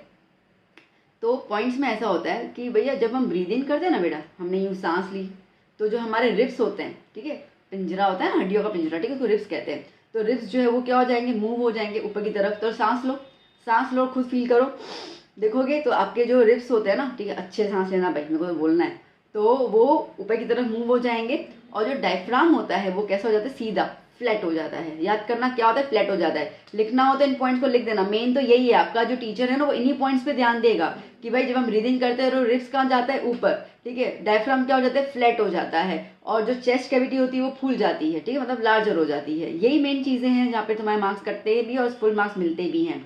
अब ये जो चेस्ट कैविटी एक्सपांड हो जाती है, expansion of chest cavity gives you the partial vacuum, थोड़ा सा वैक्यूम क्रिएट हो जाता है, इतनी एयर तो थोड़ा वैक्यूम क्रिएट हो जाता है। इसकी वजह से the air is sucked into the lungs, वो वैक्यूम क्रिएट होता है, इसकी वजह से एयर को पुश किया जाता है लंग्स के अंदर। और जैसे लंग्स में पुश किया जाता है तो जो एल्वियोली होता है, जो बलून लाइक स्ट्रक्चर होता है ना अपने लंग्स में, ठीक है, वो बलून की तरह ही फूल जाता है। तो इस तरीके से हमारी बॉडी जो है वो इनहेलेशन की प्रक्रिया करती है। अब क्या करेगी, एक्सेल भी करेगी, ठीक है। तो अब क्या होगा, अब ऐसा होगा कि जो CO2 है उसको बाहर निकालना है। So it is a process जहाँ पे कार्बन डाइऑक्साइड लंग्स जो है वो किसको दे देगा, ब्लड को दे देगा। ब्लड जो है वो इस तरीके से बाहर निकालेगा, आई मीन ब्लड ऑक्सीजन लेके जाएगा और ब्लड कार्बन डाइऑक्साइड देगा एल्वियोली को, और एल्वियोली लंग्स के थ्रू पूरे CO2 को बाहर निकालेगा। अब जो कार्बन डाइऑक्साइड है, ठीक है, वो dissolve in blood pass through the alveoli, मैंने समझा दिया, मेन पॉइंट पे आ जाओ अभी। अब यहाँ पे क्या होगा, ठीक है, जब आप सांस छोड़ते हो तो आपकी चेस्ट डिक्रीज हो जाती है, ठीक है, तो चेस्ट कैविटी क्या होगी, कंप्रेस्ड होगी, रिलैक्स, तो हमारे जो रिब केज है वो भी क्या हो जाएंगे, रिलैक्स हो जाएंगे, और डायफ्राम जो है वो कर्व्ड हो जाता है, ठीक है, and diaphragm becomes dome shaped, ठीक है, कर्व्ड हो जाता है, जिसकी वजह से चेस्ट कैविटी डिक्रीज हो जाती है। ओके, तो चलो देखो, इस पर भी मैंने सब बता दिया, फिगर में देख लो, जब ये एक्सेलेशन हो रहा है तो डायफ्राम रिलैक्सेस, ओके, और वो मूव अप ऊपर की तरफ, देखो यूं करके, ठीक है, इस तरीके से डोम शेप आ जाता है। रिब केस जो है वो कॉन्ट्रैक्ट हो जाता है, मतलब रिलैक्स हो जाता है, आप ये बोल सकते हो, ठीक है। दैट्स इट, इस तरीके से हम लोग इनहेलेशन एक्सेलेशन करते हैं। सांस ली तो बहुत है, कभी सोचा है इसके बारे में, खाली लेते रहते हो बस। चलिए, now draw the diagram of human alimentary canal, ये मैंने शायद दिया है नीचे दिया है, ठीक है, और role of saliva, role of HCl, ठीक है, वो भी है। या तो इसके उपयुक्त एक और क्वेश्चन है, draw the diagram of the human digestion system, explain how the digestion takes place in small intestine, पर मैंने आपको पूरा एक्सप्लेन किया है, ठीक है, पूरा एक्सप्लेन किया है, तो सुनना बड़े ध्यान से, मस्त क्वेश्चन है, इंपॉर्टेंट है, आएगा। सो नाउ अब बेसिकली डाइजेशन में हमारे में 5 प्रोसेस होते हैं, ठीक है, मैं कंप्लीट डाइजेशन समझा रही हूँ, सुन लो, बहुत काम आएगा। इसमें से कोई भी कैसे भी क्वेश्चन उठाएंगे आप, इसका आंसर तुमको इसी पूरे सेक्शन में मिल जाएगा। तो डाइजेशन सबसे पहले होता है इंजेशन। इंजेशन मतलब कि आपने हाथ से खाना लिया और मुंह में डाला, ठीक है, that is the ingestion process. तो with the help of the mouth human beings ingest food, ingest मतलब कि मुंह में डाल देते हैं, डन, क्लियर, ये तो कुछ भी नहीं है। फिर हम बात करते हैं डाइजेशन की। अब होता गया, तो हमारे मुंह में जीभ है, ठीक है, टीथ है, सलाइवा आता है, तो वो फूड को च्यू करता है, सॉफ्ट कर लेता है और सलाइवा के साथ मिक्स कर लेता है। सलाइवा के साथ मिक्स करता है टंग, ठीक है, टीथ करते हैं च्यू का काम ताकि टुकड़ों में बट जाए, और सलाइवा उसको पूरा गीला गीला कर लेता है, सॉफ्ट कर लेता है खाने को, ठीक है। तो बस वही है कि teeth helps in the physical digestion of the food. अब मेन पॉइंट जो सलाइवा से आता है ना, वो मेन पॉइंट सुन लो क्या है। सो माउथ के अंदर सलाइवरी ग्लैंड्स होते हैं, ठीक है, वो सलाइवा सिक्रीट करेंगे, सलाइवा को बाहर निकालेंगे। सलाइवा के अंदर होता है salivary amylase enzyme, salivary amylase enzyme, ठीक है, ये एंजाइम जो है, जो हमारे खाने में स्टार्च होता है ना, स्टार्च, उसको ही डाइजेस्ट करते हैं और कन्वर्ट करते हैं इनटू द शुगर। मेल्टोज याद आया तो बहुत अच्छी बात है, नहीं याद आता तो सिंपल शुगर लिख के आ जाइयो, ठीक है। इस तरीके से होता है। दैट मीन्स कि जब आप रोटी खाते हो, आलू खाते हो, राइस खाते हो, ठीक है, ये सब चीज़ें जब खाते हो, मकई खाते हो, तो इन सब में कार्बोहाइड्रेट होता है। वो कार्बोहाइड्रेट तुम्हारे माउथ में ही डाइजेशन शुरू हो जाता है उसका। तो अगर आपसे एक सवाल पूछा जाता है, ओके, एट विच ऑर्गन, सुनना मेरी बात को ध्यान से, eight which organ first the digestion procedure starts, तो माउथ, ठीक है। कौन करता है? सलाइवा। कैसे? सलाइवरी एमिलेज एंजाइम निकालकर। किसको डाइजेस्ट करते हैं? कार्बोहाइड्रेट को डाइजेस्ट करते हैं। बिंगो, क्लियर, डन, ठीक है। चलो आगे चलते हैं। अभी अब खाना यहाँ पे हो गया। अब खाना जो है वो ईसोफेगस के थ्रू, फूड पाइप के थ्रू जो है वो एंटर करेगा स्टमक के अंदर। ऐसा हो तो खाना खाते खाते मेरा ये वीडियो देख लो, ठीक है, प्रैक्टिकल कर लो, पता चल जाएगा, ठीक है। तो स्लाइटली डाइजेस्टेड फूड जो है वो ईसोफेगस में एंटर करेगा और उसके बाद स्टमक में जाएगा। स्टमक के अंदर गैस्ट्रिक जूस, गैस्ट्रिक, स्टमक को गैस्ट्रिक बोलते हैं, तो गैस्ट्रिक जूस जो है वो निकलेगा, जिसमें आपको हाइड्रोक्लोरिक एसिड, ठीक है, पेप्सिन और म्यूकस मिलेगा। पेप्सिन उड़ चुका है यहाँ से, मैं यहाँ पे लिख देती हूँ करके, ठीक है, पेप्सी नहीं भाई, पेप्सिन, ठीक है। तो it is a mixture of hydrochloric acid, pepsin और म्यूकस। और ये खाना जो है ना बेटा, वो 3 से 4 घंटे जो है वो पेट में रहता है और फिर भी पार्शली डाइजेस्ट होता है, कंप्लीट डाइजेस्ट नहीं होता है।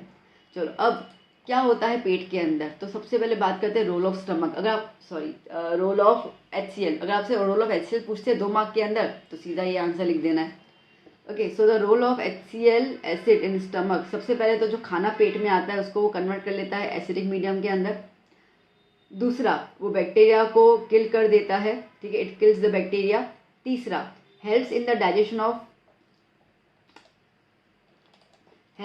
डाइजेशन ऑफ फूड, नहीं, प्रोटीन, ओके, थ्रू या बाय पेप्सिन, ठीक है। पेप्सिन एंजाइम उसको डाइजेस्ट करेगा, ठीक है। अब रोल ऑफ पेप्सिन क्या है वो तो अपन ने चलो यहीं पे देख लिया बाय द वे। तो रोल ऑफ पेप्सिन ये एक एंजाइम है जो प्रोटीन को डाइजेस्ट करेगा। म्यूकस का क्या काम है, तो म्यूकस जो है वो स्टमक के वॉल्स को प्रोटेक्ट करता है फ्रॉम द HCl। इतना काम हुआ स्टमक के अंदर, ठीक है। अगर आपसे ये कहा जाता है give the process of digestion in stomach, तो बेटा वो यहाँ से आप लिख दोगे, ठीक है। स्टमक में जैसे खाना आया, ईसोफेगस से तो स्टमक में आया, तो वहाँ से ये वाला जो है ना, को मैं बताऊँ, ठीक है, ये इन स्टमक से लेकर, ठीक है, नीचे की तरफ आप पूरा ये म्यूकस वाले की तरह आप पूरा बताओगे यहाँ पे, here the partially digested food enters the stomach into the small intestine, ठीक है, इतना तुम करोगे। अब अगर आपसे ये पूछा जाता है कि भैया हमें ये बता दो कि स्मॉल इंटेस्टाइन में खाना कैसे डाइजेस्ट होता है, तो अब अपन नीचे की तरफ आते हैं। देखो ये टुकड़ों में पूछ सकते हैं और पूरा का पूरा तो मैंने आपको दिया ही हुआ है, ठीक है बेटा। तो अब ना खाना कैसे डाइजेस्ट होगा देख लेते हैं हम लोग स्टमक के अंदर। तो अब पहली बात तो ये है कि स्टमक से खाना जाएगा स्मॉल इंटेस्टाइन में, ठीक है, और जो कनेक्शन होता है स्टमक का स्मॉल इंटेस्टाइन का कनेक्शन होता है, तो उस बीच में एक लाइक मसल होता है, ठीक है, उसको हम कहते हैं ड्यूडेनम, या तो आप उसको स्पिंचर मसल भी बोल सकते हो। ये आई थिंक अपन ने सेक्शन ए में कवर किया था। ओके, ड्यूडेनम या ड्यूडेनम जो होता है वो 2 ग्लैंड्स से जूसेस कलेक्ट करता है, लीवर में से और पेंक्रियास में से। किसमें से? लीवर में से और पेंक्रियास में से, ठीक है। नाउ अब लीवर क्या करता है बेटा, लीवर जो है वो बाइल जूस सिक्रीट करता है, और पेंक्रियास जो है वो पेंक्रियाटिक जूस सिक्रीट करता है, और ये हेल्प करते हैं in the digestion of protein, carbohydrate और फैट। बाइल जूस जो है वो ग्रीनिश येलो कलर का होता है, और वो खाने को जो एसिडिक खाना आया था ना ऊपर से, उसको अल्कलाइन में कन्वर्ट कर लेता है ताकि फैट को डाइजेस्ट किया जा सके, ठीक है। यहाँ पे एंजाइम अमीलेज जो कार्बोहाइड्रेट को डाइजेस्ट करेगा, ट्रिप्सिन जो प्रोटीन को करेगा, और लिपेज जो फैट को करेगा। अब खाना पूरा डाइजेस्ट हो गया, अब क्या होगा, अब होगा एब्जॉर्प्शन। तो नेक्स्ट इज द एब्जॉर्प्शन। अब खाना एब्जॉर्ब होगा, ये जो फूड एंटर हुआ था ड्यूडेनम में से, ठीक है, इन द स्मॉल इंटेस्टाइन, यहाँ पर फिंगर लाइक प्रोजेक्शंस हैं, मिलियंस ऑफ फिंगर प्रोजेक्शंस को हम कहते हैं विली, ठीक है। और ये खाना जो है वो एब्जॉर्ब फूड को लेगी और दे देगी किसको, ब्लड को, ठीक है। Now the blood carries the digestive food, ठीक है, और वो ब्लड बॉडी के सारे पार्ट्स को खाना पहुंचा देते हैं, और वो खाना जो है जो सेल्स खाना रिसीव करते हैं वो हमारी बॉडी को रिपेयर करने में, हमारी बॉडी को ग्रो करने में, ठीक है, हमारी बॉडी में एनर्जी ऑब्टेन करने में, इन सब में उसको लगा देते हैं। बाकी बचता है वो चीज़ जो हमारी बॉडी एब्जॉर्ब नहीं करती है, that is the undigested food, ठीक है। ये अनडाइजेस्टेड फूड जो है वो एंटर होता है लार्ज इंटेस्टाइन के अंदर, पानी यहाँ पे एब्जॉर्ब्ड हो जाता है और जो फूड होता है वो सॉलिड हो जाता है, ठीक है। तो इसके लिए जो सुबह की प्रक्रिया सब लोग करते हैं उसमें सॉलिड वाला निकलता है ना, तो that is egestion. So now this solid undigested food enters the large intestine और थ्रू रेक्टम वो बॉडी के बाहर निकाला जाता है, ठीक है। तो ये कंप्लीट डाइजेशन हुआ, कंप्लीट। अब ना मैं आपको इसको जैसे एरो फ्लो चार्ट में बता देती हूँ, एक बार फिर से पूरा का पूरा मस्त रिपीट पूरा लर्न हो जाएगा, एग्जाम में याद करोगे मेरे को आप लोग।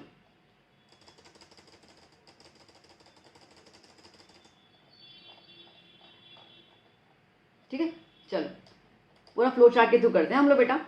देखो फूड जो है वो किस में जा रहा है, माउथ में,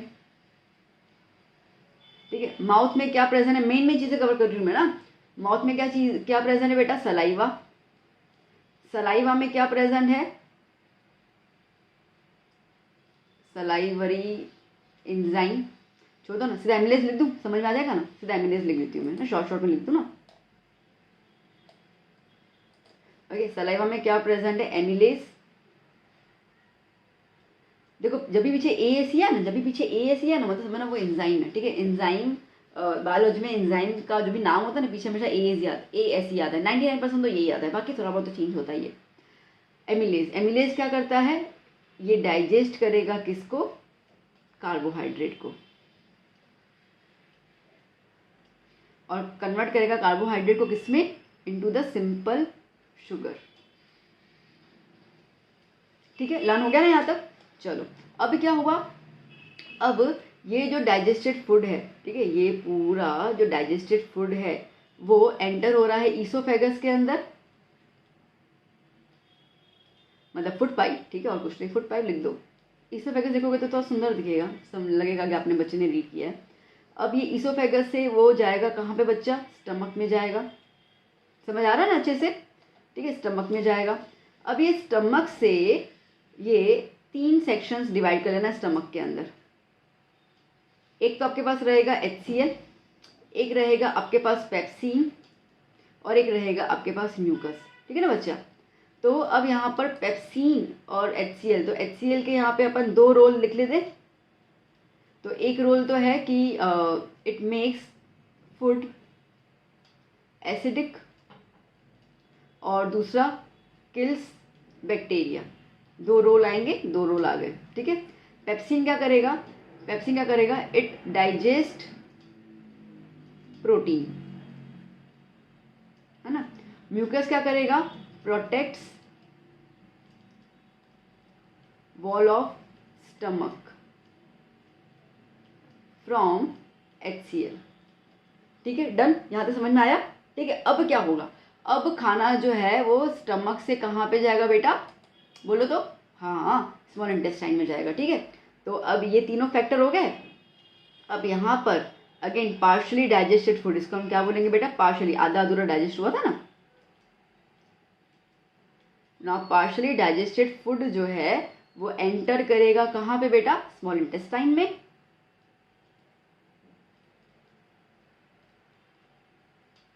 इंटेस्टाइन, हाँ ठीक है। अब खुशी की बात यह है कि स्मॉल इंटेस्टाइन में जैसे ही वो आता है ना, तो बाराती और सब आ जाते हैं।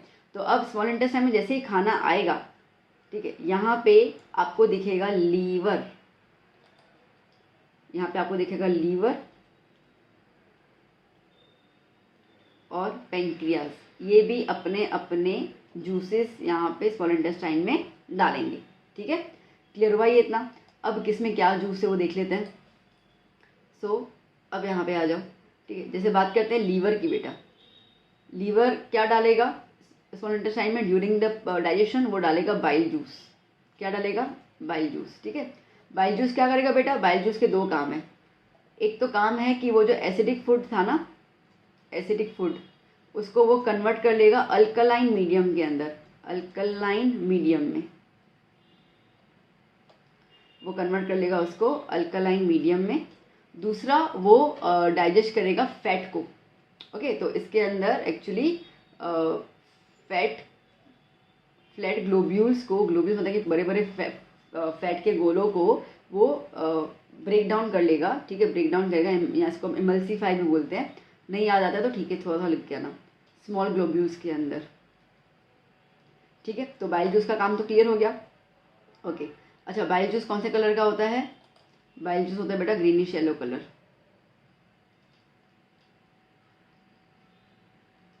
ठीक है, अगर आपसे पूछा जाता है कि give the 2 roles of bile juice या what is the important role of bile juice, तो ये 2 रोल लिख के आ जाना, मार्क्स मिल जाएंगे पूरे। ठीक है, अब आता है पेंक्रियास। पेंक्रियास क्या करता है? चलो शुरू करते हैं पेंक्रियास की कथा। तो पेंक्रियास जो है वो भी पेंक्रियाटिक जूस लाएगा। क्या करेगा? पेंक्रियाटिक जूस लाएगा। ये पेंक्रियाटिक जूस जो है वो बेटा 3 सेक्शंस में डिवाइड होता है। ठीक है, अगेन इसके अंदर एक तो रहेगा ट्रिप्सिन जो डाइजेस्ट करेगा प्रोटीन को। देखो स्टमक में खाना लंबा तो रहा नहीं था, it was a partial digested food, तो जो प्रोटीन स्टमक में रह गया जो डाइजेस्ट नहीं हुआ था वो स्मॉल इंटेस्टाइन में हो जाएगा। उसके अलावा एमिलेज, एमिलेज जो माउथ में कार्बोहाइड्रेट रह गया था, आजकल अपन कैसे करते हैं फटाफट फटाफट खा लेते हैं ना, ठीक है, ढंग से चबाते तो है ही नहीं, तो इसके लिए कार्बोहाइड्रेट पूरा का पूरा माउथ में कंप्लीट डाइजेशन होता ही नहीं है, तो इसके लिए वो जो डाइजेस्टेड करने के लिए एमिलेज निकालेगा और निकालेगा लिपेज। लिपेज मतलब कि जो फैट को डाइजेस्ट करेगा। किसको? फैट को। तो अभी किस में कन्वर्ट करेंगे? तो प्रोटीन कन्वर्ट हो जाएगा अमीनो एसिड्स के अंदर। ठीक है, ग्लूकोज कन्वर्ट हो जाएगा, कार्बोहाइड्रेट कन्वर्ट हो जाएगा, सिंपल ग्लूकोज लिख दो, स्टार्च लिख दो, सिंपल शुगर लिख दो चलेगा। और फैट कन्वर्ट हो जाएगा फैटी एसिड्स के अंदर। ठीक है, अब ये पूरा होता है डाइजेशन स्मॉल इंटेस्टाइन में। ठीक है, सो जा ठीक है, सो अब इतना हो गया। अब ये पूरा का पूरा खाना जो है वो कंप्लीट डाइजेस्टेड हो गया। Now is completely digested okay in small intestine. अभी डाइजेस्टेड फूड जो है वो फिंगर लाइक प्रोजेक्शंस, फिंगर, ठीक है, फिंगर लाइक प्रोजेक्शंस जिसको हम लोग विली कहते हैं, ओके, वो ट्रांसपोर्ट करेगी किसको? ब्लड को, और ब्लड ये देगा सेल्स को, टिश्यूज़ को, ऑर्गन्स को एक्सेट्रा। ठीक है, बाकी तो देखो बाकी मसाला वो तुम लिख देना। ठीक है, तो मेन पॉइंट क्लियर होगी बेटा सारी की सारी अच्छे से। अगर आप ये फ्लो चार्ट दोबारा 2 बार सुन लोगे ना तो ऊपर वाले आपको लर्न करने की जरूरत ही नहीं है, पूरा का पूरा कवरअप हो गया। जितना ये लंबा है वो पूरा मैंने कवरअप कर लिया आपको फ्लो चार्ट के अंदर। ठीक है, मस्त सुन के जाना, कल भी जब आप स्कूल जाओ ना तो ऐसे कान में डट्टे लगा के चले जाना, सुनते जाना, मज़ा आएगा और सारा आंसर क्लियर हो जाएगा। चलिए अब बात करते हैं नेक्स्ट क्वेश्चन की। Describe the experiment to demonstrate that chlorophyll is essential for photosynthesis. ठीक है, क्लोरोफिल फोटोसिंथेसिस के लिए क्यों ज़रूरी है बताओ। ठीक है, तो उसके लिए अपन क्या करेंगे, एक प्लांट लेंगे with a variegated leaves. Variegated leaves इसका मतलब कि हल्का हल्का ग्रीन मतलब पैचेस। ठीक है, जहाँ पे कुछ ग्रीन कलर के पैचेस नजर आए, कहीं कहीं पे ग्रीन कलर के पैचेस ना हो। मैं आपको फिगर दिखाऊं, देखो देख पा रहे होंगे आप, इस तरीके से हल्का सा ही है ये वाला। ठीक है, तो बीच में पूरा ग्रीन ग्रीन कलर का, साइड में कोई ग्रीन कलर का, तो इसको हम लोग वेरीगेटेड बोलते हैं। ठीक है, तो ऐसे कुछ लीव्स ले लेने हैं आपको। ओके, उसके बाद आपको यहाँ पर उसको डिस्चार्ज करने के लिए 2 से 3 दिन डार्क रूम में रख देना। ठीक है, डार्क रूम बिल्कुल काला अंधेरा होना चाहिए, या कबर्ड में अंदर रख दो जिसमें सनलाइट की एक किरण नहीं जानी चाहिए। ठीक है, ताकि जो भी खाना उन्होंने स्टोर किया हुआ है वो उसी को ही खा खा के जिंदा रहने की कोशिश करेंगे ना, तो उसको हम कहते हैं डिस्चार्ज करना। ठीक है, तो डिस्चार्ज हो जाएगा तो 3-4 दिन रख दो उसको। उसके बाद उस प्लांट को पानी भी नहीं देना, इतने दिन में कुछ नहीं देना, याद करना। और उसके बाद उस प्लांट को आप ना फिर 4 से 5 घंटे नेक्स्ट डे निकाल के सनलाइट के अंदर रख दो। ठीक है, उसके बाद एक पत्ते को निकालो, बॉईल करो अल्कोहल के अंदर, ताकि जो भी ग्रीन कलर पिगमेंट है ना उस पूरा का पूरा निकल जाए। ओके, अब स्टार्च चेक करने के लिए हम यूज़ करते हैं आयोडीन। याद करना, स्टार्च को चेक करने के लिए अगर क्वेश्चन आता है that which indicator is used to detect the starch या टू चेक द स्टार्च, तो याद करना आयोडीन। कौन सा कलर देता है वो? याद करना ब्लू एंड ब्लैक कलर देता है वो। ठीक है, so it's from the brown थोड़ी आता है। ठीक है, चेंज फ्रॉम, अच्छा हाँ, वो लीफ ब्राउन कलर का हो जाता है ना, सॉरी मैं भी बोलूँ मैंने क्या लिखा और क्यों लिखा। वो लीफ को अब जब अल्कोहल में बॉईल करते हो तो पूरा ग्रीन कलर चला जाता है तो ब्राउन कलर का हो जाता है, नहीं तो ब्राउन से ब्लू ब्लैक के फॉर्म में वो आ जाता है, ब्लू या ब्लैक कलर का हो जाता है। अब इसमें अपने को क्या मिलेगा देखने के लिए, तो अपने को यहाँ पे ये देखने को मिलेगा कि जब हम लोग आयोडीन डालते हैं ना तो खाली उतना ही पार्ट ब्लू और ब्लैक कलर दिखा रहा है जहाँ पे पहले क्लोरोफिल अवेलेबल था। प्लांट तो आपने देखा ही, ठीक है। तो only parts which were green previously turn blue and black with the iodine. तो ये शो कर रहा है कि जहाँ पे क्लोरोफिल होगा खाना वहीं बनेगा, उसके अलावा कहीं पे खाना नहीं बनेगा। देखो आप ये फिगर, यहाँ पर ये जो साइड वाला है ग्रीन के अलावा वहाँ पे कोई भी कलर नहीं है ना, मतलब ग्रीन कलर नहीं है। तो जब हमने आयोडीन डाला तो देखो आयोडीन भी खाली बीच में ही दिखा रहा है ब्लू ब्लैक कलर, साइड में नहीं दिखा रहा। तो दैट इंडिकेट्स कि chlorophyll is necessary for the photosynthesis, ठीक है। चलिए next question, describe the diagram human male reproductive system, ठीक है। अब देखो human male reproductive system, male reproductive system के अंदर एक पेयर टेस्टिस का होता है, 2 स्पर्म डक्ट्स होते हैं और एक पीनस होता है, ठीक है। टेस्टिस जो होते हैं, testis are located outside the abdominal cavity, abdominal cavity के बाहर होता है, मतलब बॉडी के अंदर नहीं होता, बॉडी के बाहर होता है। और ये टेस्टिस एक बैग में एक मसल बैग की तरह होता है, उसमें स्टोर्ड होता है, इसको हम कहते हैं स्क्रोटम, ठीक है। ये टेस्टिस जो हैं वो मेल गैमेट्स या स्पर्म्स प्रोड्यूस करते हैं इन द मिलियंस, ठीक है, मिलियंस में प्रोड्यूस होता है। और जब ये स्पर्म्स टेस्टिस को लीव करते हैं, लीव करके वो स्पर्म डक्ट की मदद से आगे फ्लो करेंगे। As the sperms move through the sperm duct, तो उसके अंदर प्रोस्टेट ग्लैंड और सेमिनल वेसिकल ये अपने 2 सीक्रीशन, मतलब 2 ऐसे केमिकल्स या जूसेस आप बोल सकते हो, वो उसके अंदर डाल देते हैं। मैं थोड़ा फिगर में समझाऊं, देखो ये रहा स्क्रोटम, ठीक है। ये स्क्रोटम इज द, आप लाइट फॉर्म में देख सकते हो, it's a bag like structure muscle का। इसके अंदर टेस्टिस है, टेस्टिस आया, ठीक है। टेस्टिस ने स्पर्म निकाला, समझो स्पर्म निकाला, ये स्पर्म जो है वो एपिडेडमिस प्लस जो ये है वास डिफरेंस, ये पूरा पट्टा, ये जो वायर है, ठीक है, इससे वो जा रहा है। अब देखो जैसे ही वो यहाँ पे पहुंचा, आपको यहाँ पे एक तो सेमिनल वेसिकल दिख रहा है और यहाँ पे प्रोस्टेट दिख रहा है, ये एरोज देख लो, ठीक है। ये सेमिनल वेसिकल और ये, तो ये जो है ना, जैसे वो पाइप में जाता है ना, वास डिफरेंस में जब वो जाता है तो ये जो दो है वो उसके अंदर एक लिक्विड छोड़ देते हैं, 2 लिक्विड छोड़ देते हैं। तो प्रोस्टेट जो है, प्रोस्टेट बेसिकली नरिशमेंट, मतलब खाना देता है स्पर्म को कि भाई तू खा ले और हेल्दी हो जा। और सेमिनल वेसिकल जो है वो एक तरीके का लिक्विड रिलीज करता है जिसकी वजह से स्पर्म जो है वो इजीली मूव हो सके, ठीक है। तो मूवमेंट के लिए सेमिनल वेसिकल एक फ्लूइड रिलीज करता है, ठीक है बेटा। So which provides sperm with nutrition and makes the transport easier, ठीक है। आगे इसके अंदर ये जो स्पर्म और जो फ्लूइड सेमिनल वेसिकल देता है, इस पूरे कट्ठे को मिला के अपन क्या बोलते हैं, सीमेन बोलते हैं। क्या बोलते हैं, सीमेन बोलते हैं। ये जो स्पर्म्स होते हैं वो इसके अंदर स्विम करेंगे और यूरेथ्रा में पहुंचेंगे, okay. Urethra which lies inside the पीनस, अब आप देख सकते हो ये, ठीक है, ये पीनस है और यहाँ पर आया यूरेथ्रा, ठीक है। तो urethra it's a pipe, okay, जिसके अंदर स्पर्म जाता है।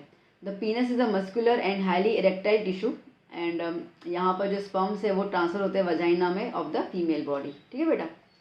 चलिए नेक्स्ट क्वेश्चन,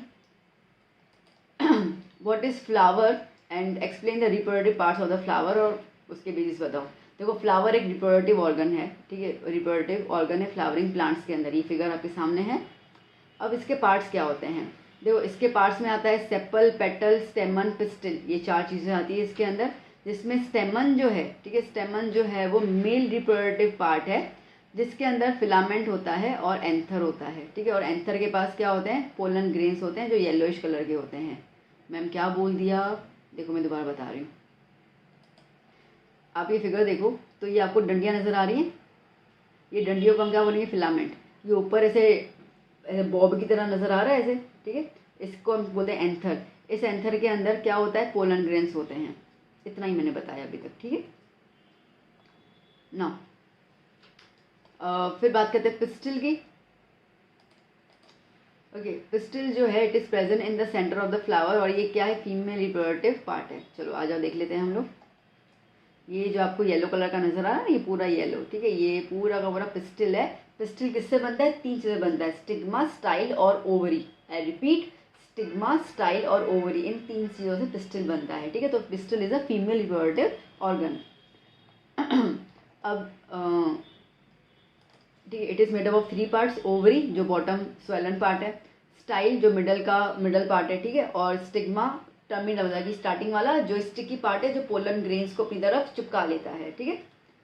अब बेसिकली टाइप्स ऑफ फ्लावर्स कौन कौन से होते हैं, देखो यूनिसेक्सुअल फ्लावर होंगे जहाँ पे फ्लावर में या तो स्टेमन रहेगा या तो पिस्टिल रहेगा, मतलब या तो मेल रिप्रोडक्टिव रहेगा या तो फीमेल रिप्रोडक्टिव रहेगा। जैसे कि हम बात करते हैं कैप्सिकम, शिमला मिर्च, ठीक है, खाते हो ना, तो शिमला मिर्च भी दो टाइप के आते हैं, एक मेल होता है एक फीमेल होता है। हम तो उसे खा लेते पता चलता नहीं है, ठीक है। अगर घर पे हो कभी तो देख लेना शिमला मिर्च, उसके वो जो बम्स होते हैं ना, बम्स बने होते हैं ऊपर ऊपर ऐसे ना उनके, तो अगर 4 होते हैं या 3 होते हैं तो मेल और फीमेल का डिफरेंस होता है उसके अंदर, तो that is a bisexual. Watermelon वगैरह में भी होता है ये, सॉरी यूनिसेक्सुअल। बाइसेक्सुअल जो होता है जिसके अंदर दोनों अवेलेबल होता है, जो भी हमने एग्जांपल देखा, ठीक है। हिबिकस तो मेन ही है, आपको स्कूल वगैरह में प्लांट के थ्रू सिखाया भी होगा, हिबिकस प्लांट के थ्रू किस तरीके से उसके अंदर ही जो है वो फीमेल रिप्रोडक्टिव ऑर्गन है और बाहर मेल रिप्रोडक्टिव ऑर्गन, ठीक है। तो ये पूरा फ्लावर के हिसाब से। अब इसके अंदर कैसे सेक्सुअल रिप्रोडक्शन होता है वो अपन को देखना है। तो sexual reproduction in flowering plants, pollen grains are produced in anther, anther में पोलन ग्रेन्स जाएंगे और वो स्टेमन में, ठीक है। और फीमेल गैमेट जो है वो एक सेल रिप्रोड्यूस करेंगी, मतलब एक सेल प्रोड्यूस करेंगी, कहाँ पे, ओव्यूल में, जो ओवरी के अंदर है। पॉलिनेशन बेटा दो टाइप के रहेंगे, एक रहता है सेल्फ पॉलिनेशन, एक रहता है क्रॉस पॉलिनेशन, ठीक है। सेल्फ पॉलिनेशन इसका मतलब ये है कि जो पोलन ग्रेन्स ट्रांसफर होंगे वो सेम फ्लावर में ही होंगे, ये फ्लावर है, पोलन ग्रेन्स इसी के अंदर ही गिर रहे हैं, ठीक है। और क्रॉस पॉलिनेशन में क्या होगा, या तो दूसरे फ्लावर में गिरेंगे या तो फिर दूसरे प्लांट में गिरेंगे, प्लांट ही अलग हो गया, ठीक है, तो उसको हम कहेंगे cross pollination. Occurs from one flower to the another, या तो फिर इन द अनदर प्लांट। इसको करने के लिए they need agents like wind, water and animals, not animals like insects, ठीक है। अब फर्टिलाइजेशन कैसे होता है, चलो देखते हैं। जैसे मैंने कहा कि पोलन्स जो है ना वो स्टिग्मा में, ये रहा स्टिग्मा, आप देख सकते हो ये वाला, ठीक है, उसके ऊपर पोलन ग्रेन्स जो है वो स्टिक हो जाते हैं और पोलन ग्रेन्स जो है वो फिर नीचे एक ट्यूब बनाते हैं। देखो ये आधा ट्यूब बन रहा है और ये पूरा ट्यूब बन के दिखाया इन लोगों ने कि इस तरीके से ट्यूब पूरा बनता है, ठीक है। ये इसको हम कहते हैं पोलन ट्यूब। ये पोलन ट्यूब जो है वो आगे जाकर स्टाइल इसके अंदर ओवरी के साथ जो है वो कनेक्ट हो जाता है, ठीक है, and reaches to the ovule, और अंदर ओव्यूल के साथ वो मीट कर लेता है ना। द मेल जर्म सेल्स, मतलब कि जो पोलन ग्रेन्स है ना उसको हम कहते हैं मेल जर्म सेल्स, ठीक है। जो male germ cells pollen grains के थ्रू प्रोड्यूस हुए थे वो फीमेल गैमेट के साथ, मतलब एक्स सेल के साथ फ्यूज कर लेंगे। इस फ्यूजन को हम क्या बोलते हैं, फर्टिलाइजेशन, ओके। जाइगोट बनेगा उसमें से, ये जाइगोट जो है वो नया प्लांट ग्रो करने में कैपेबल हो जाता है। यहाँ तक तो क्लियर हो जाता है। अब ना फर्टिलाइजेशन हो गया, उसके बाद क्या होता है, तो कई बार आपसे क्वेश्चन पूछा जाता है, write the post fertilisation events in the flowering plant. मैं क्वेश्चन को रिपीट कर रही हूँ, ये बता रही हूँ ना, मतलब समझ लो कि पेपर टफ भी होगा तो इससे ज़्यादा कुछ टफ नहीं होगा, ठीक है। तो पॉइंट्स को नोट डाउन करते जाओ। तो मैं क्या बोल रही हूँ कि आपसे क्वेश्चन पूछा जा सकता है, जो नहीं पूछेंगे मुझे पता है, बट एक मैं आपको जस्ट कंडीशन दे रही हूँ, that write the post fertilisation events in the flowering plant, ठीक है। तो क्या इवेंट्स होते हैं, सबसे पहला इवेंट तो ये होता है, मेन पॉइंट पे आता है, सबसे पहला इवेंट तो ये होता है, जो ओव्यूल होता है ना वो एक सीड में कन्वर्ट हो जाता है, ठीक है। बाकी सब कुछ छोड़ दो, याद इतना याद करो, ovule convert into the seed. जो ओवरी होता है ना, ठीक है, वो फ्रूट में कन्वर्ट हो जाता है। चीकू खाया ना अभी, चीकू, हाँ मैम, तो चीकू के अंदर जो तुम चीकू मजे से खाते हो मीठा मीठा, वो एक्चुअली फीमेल का ओवरी पार्ट होता है, ठीक है। और जो सीड्स को हम फेंक देते हैं ना, ठीक है, वो एक्चुअली मेल पार्ट होता है, ओके। ये जो सीड्स होते हैं जिसको हम फेंक देते हैं, उसको अगर तुम मिट्टी में डालो तो तुम्हें नया चीकू मिलेगा, ओके। तो that means the seed contains the future plant, ठीक है, नया प्लांट उसके अंदर होता है और फिर through the process of seed germination हम लोगों को नया प्लांट मिल जाता है, ठीक है। चलिए next question, draw a labelled diagram of the human I and explain working part of it, ठीक है।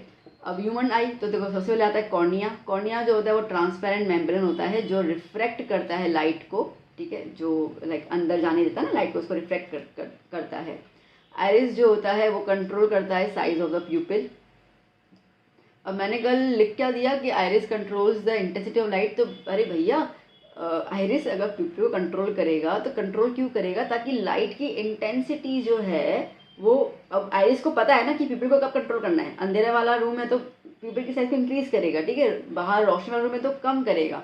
तो मैंने उसके रेस्पेक्ट में ही लिखा था, आपने बोला रॉन्ग है रॉन्ग है रॉन्ग है, ठीक है, चलो ठीक है। Iris control the size of the प्यूपिल, तो इसके लिए अभी आप लोगों ने जो कमेंट किया था ना मैम साइज ऑफ प्यूपिल लिखो, तो मैंने यहाँ पे वही लिखा, छोड़ दो, ठीक है। तो iris control the size of the pupil. अब प्यूपिल क्या करता है, प्यूपिल जो है it allows the light to enter our eye to pass through, ठीक है। तो प्यूपिल का काम है लाइट को एंटर करना। अब जैसे एंटर करेगा तो लेंस क्या करेगा, लेंस अपना फोकल लेंथ एडजस्ट करेगा ताकि जो भी ऑब्जेक्ट हमें देखना है अलग अलग प्लेसेस पे, ठीक है। जैसे अभी मैं ये देख रही हूँ, फिर वो देखूंगी, ये देखूंगी, तो the objects are different different places, ठीक है।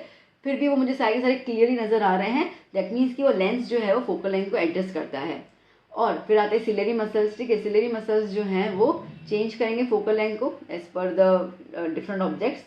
रेटिना वो जगह है जहाँ पे पूरी की पूरी इमेज जो है वो बनती है, और रेटिना में होते हैं रॉड्स एंड कॉन्स, ठीक है। रॉड्स जो होते हैं वो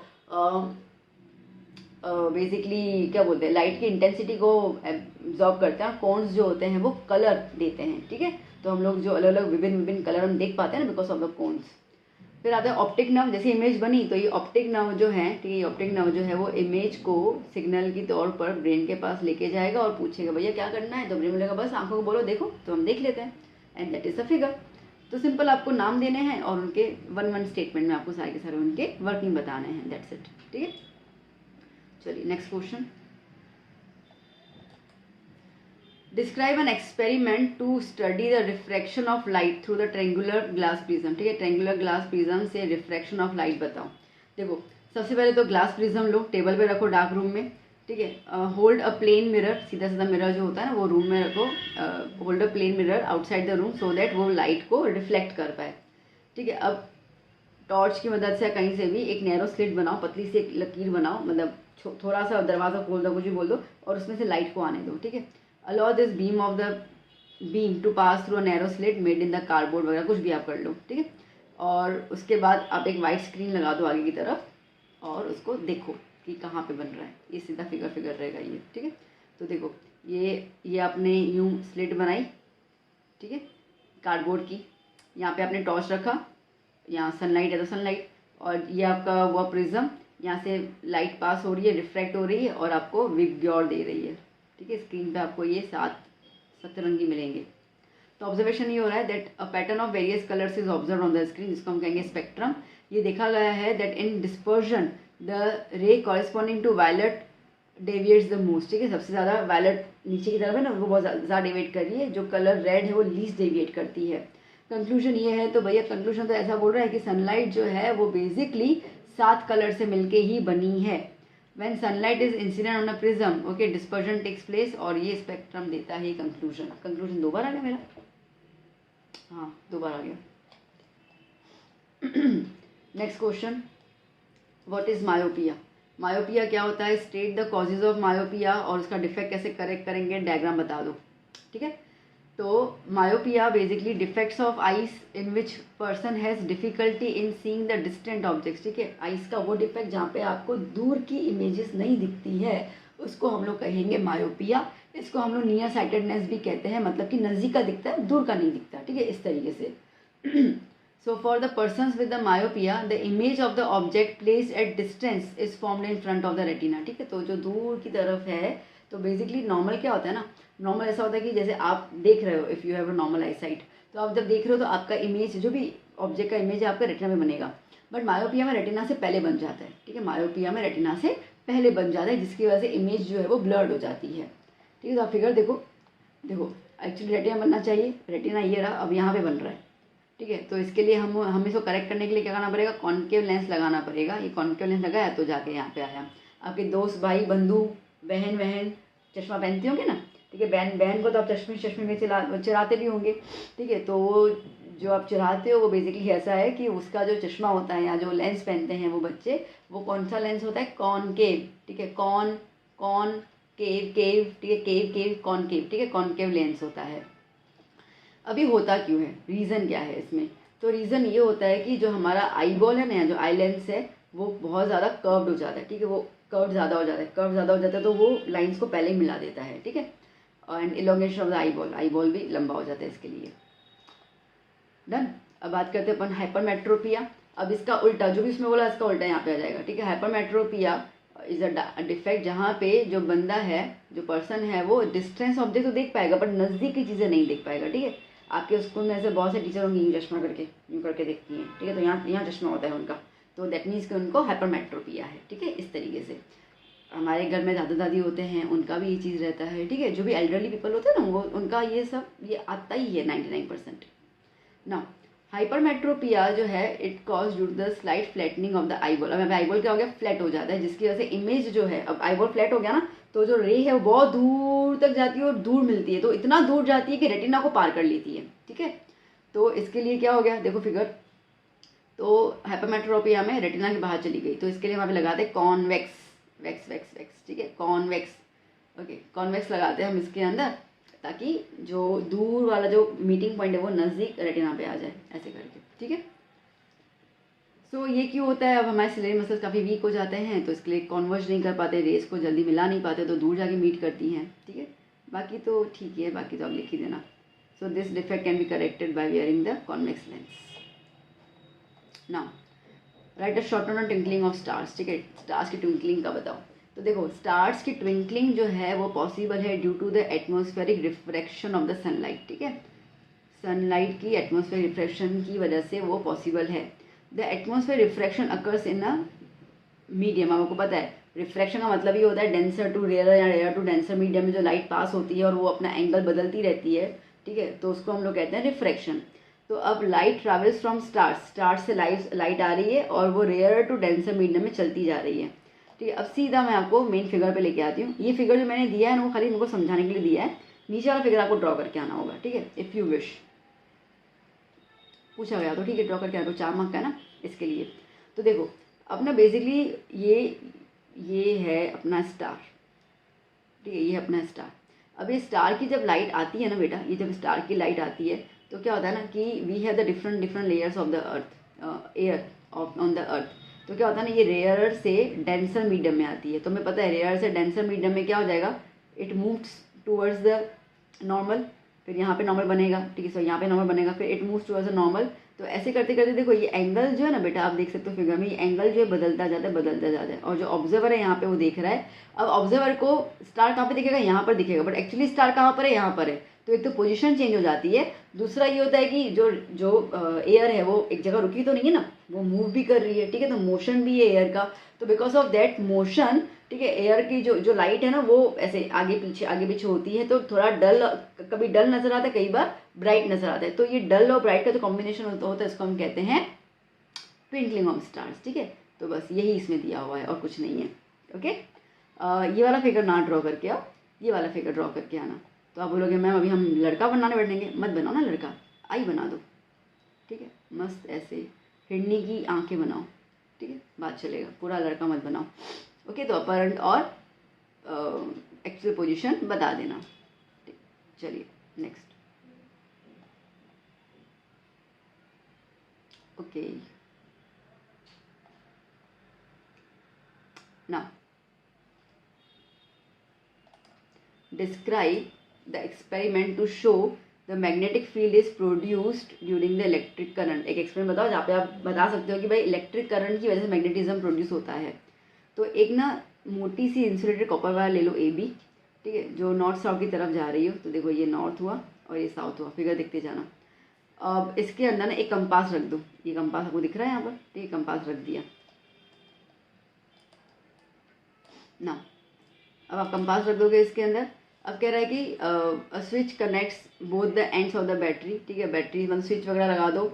अभी करंट पास नहीं हो रहा है, व्हेन नो करंट फ्लोज, तो कंपास की निडल जो है वो बिल्कुल AB के पैरेलल होगी। देखो ये देखो ये AB है और कंपास की निडल दोनों कैसी हैं, पैरेलल है। पर जैसे ही आप स्विच ऑन करोगे और इलेक्ट्रिसिटी पास होगी तो आप देखोगे निडल जो है वो डिफ्लेक्ट कर रही है, ठीक है, AB तो वही है बट ये निडल यूँ हो गई, तो ये डिफ्लेक्शन शो कर रहा है। अब हमने कहीं मैग्नेट रखा ही नहीं है, रखा कहीं भी नहीं रखा ना हमने, मैग्नेट तो कहीं पर नहीं रखा हमने, तो खाली इलेक्ट्रिसिटी पास की कंडक्टर में। तो खाली इलेक्ट्रिसिटी पास करने पर भी वो डिफ्लेक्शन दिखा रहा है। इसका मतलब ये है कि विदाउट एनी मैग्नेटिक या without any magnet this shows the magnetic property. तो इसका मतलब है कि इलेक्ट्रिसिटी जहाँ पे भी निकलेगी, जहाँ से भी पास होगी, वहाँ पे मैग्नेटिक प्रॉपर्टी या मैग्नेटिक फील्ड अराइज होगी ही होगी, ठीक है। चलिए next question, what is solenoid. Solenoid क्या होता है, discuss the magnetic field due to the current carrying solenoid, ठीक है। अब सोलेनॉइड क्या होता है भैया, तो एक लंबा सा एक कॉइल आप ले लो, ठीक है, जिसके अंदर आप नंबर ऑफ टर्न, जैसे कॉइल है तो उसमें आप नंबर ऑफ टर्न्स जो है वो करते जाओ कॉपर वायर के। तो वो आपको मिल जाएगा सोलेनॉइड। ठीक है, अब बेसिकली क्या होता है ना, द मैग्नेटिक फील्ड, अब मैग्नेटिक फील्ड प्रोड्यूस कब होता है, जब हम लोग जब हम इसको इलेक्ट्रिसिटी के साथ, देखो बैटरी लगी हुई है ना, ठीक है, इसको हम जब बैटरी के साथ कनेक्ट करते हैं तो तब ये सोलेनॉइड जो है वो काम बिहेव करता है एज अ मैग्नेट। ठीक है, कैसे बिहेव करता है, मैग्नेट की तरह बिहेव करता है, या तो फिर आप बोल सकते हो बार मैग्नेट की तरह बिहेव करता है। तो बार मैग्नेट की हम लोगों ने प्रॉपर्टीज बहुत पहले से ही रीड करके रखी हुई है। सबसे पहले ये है, ठीक है, that magnetic field lines inside the current carrying solenoid कैसी होंगी, पैरेलल होंगी, स्ट्रेट लाइन में होंगी, और बाहर कैसी होंगी, बाहर जो होंगी वो कर्व शेप में होंगी। ठीक है, मैग्नेटिक फील्ड लाइंस की जो स्ट्रेंथ है, the magnetic field strength of a current carrying conductor solenoid.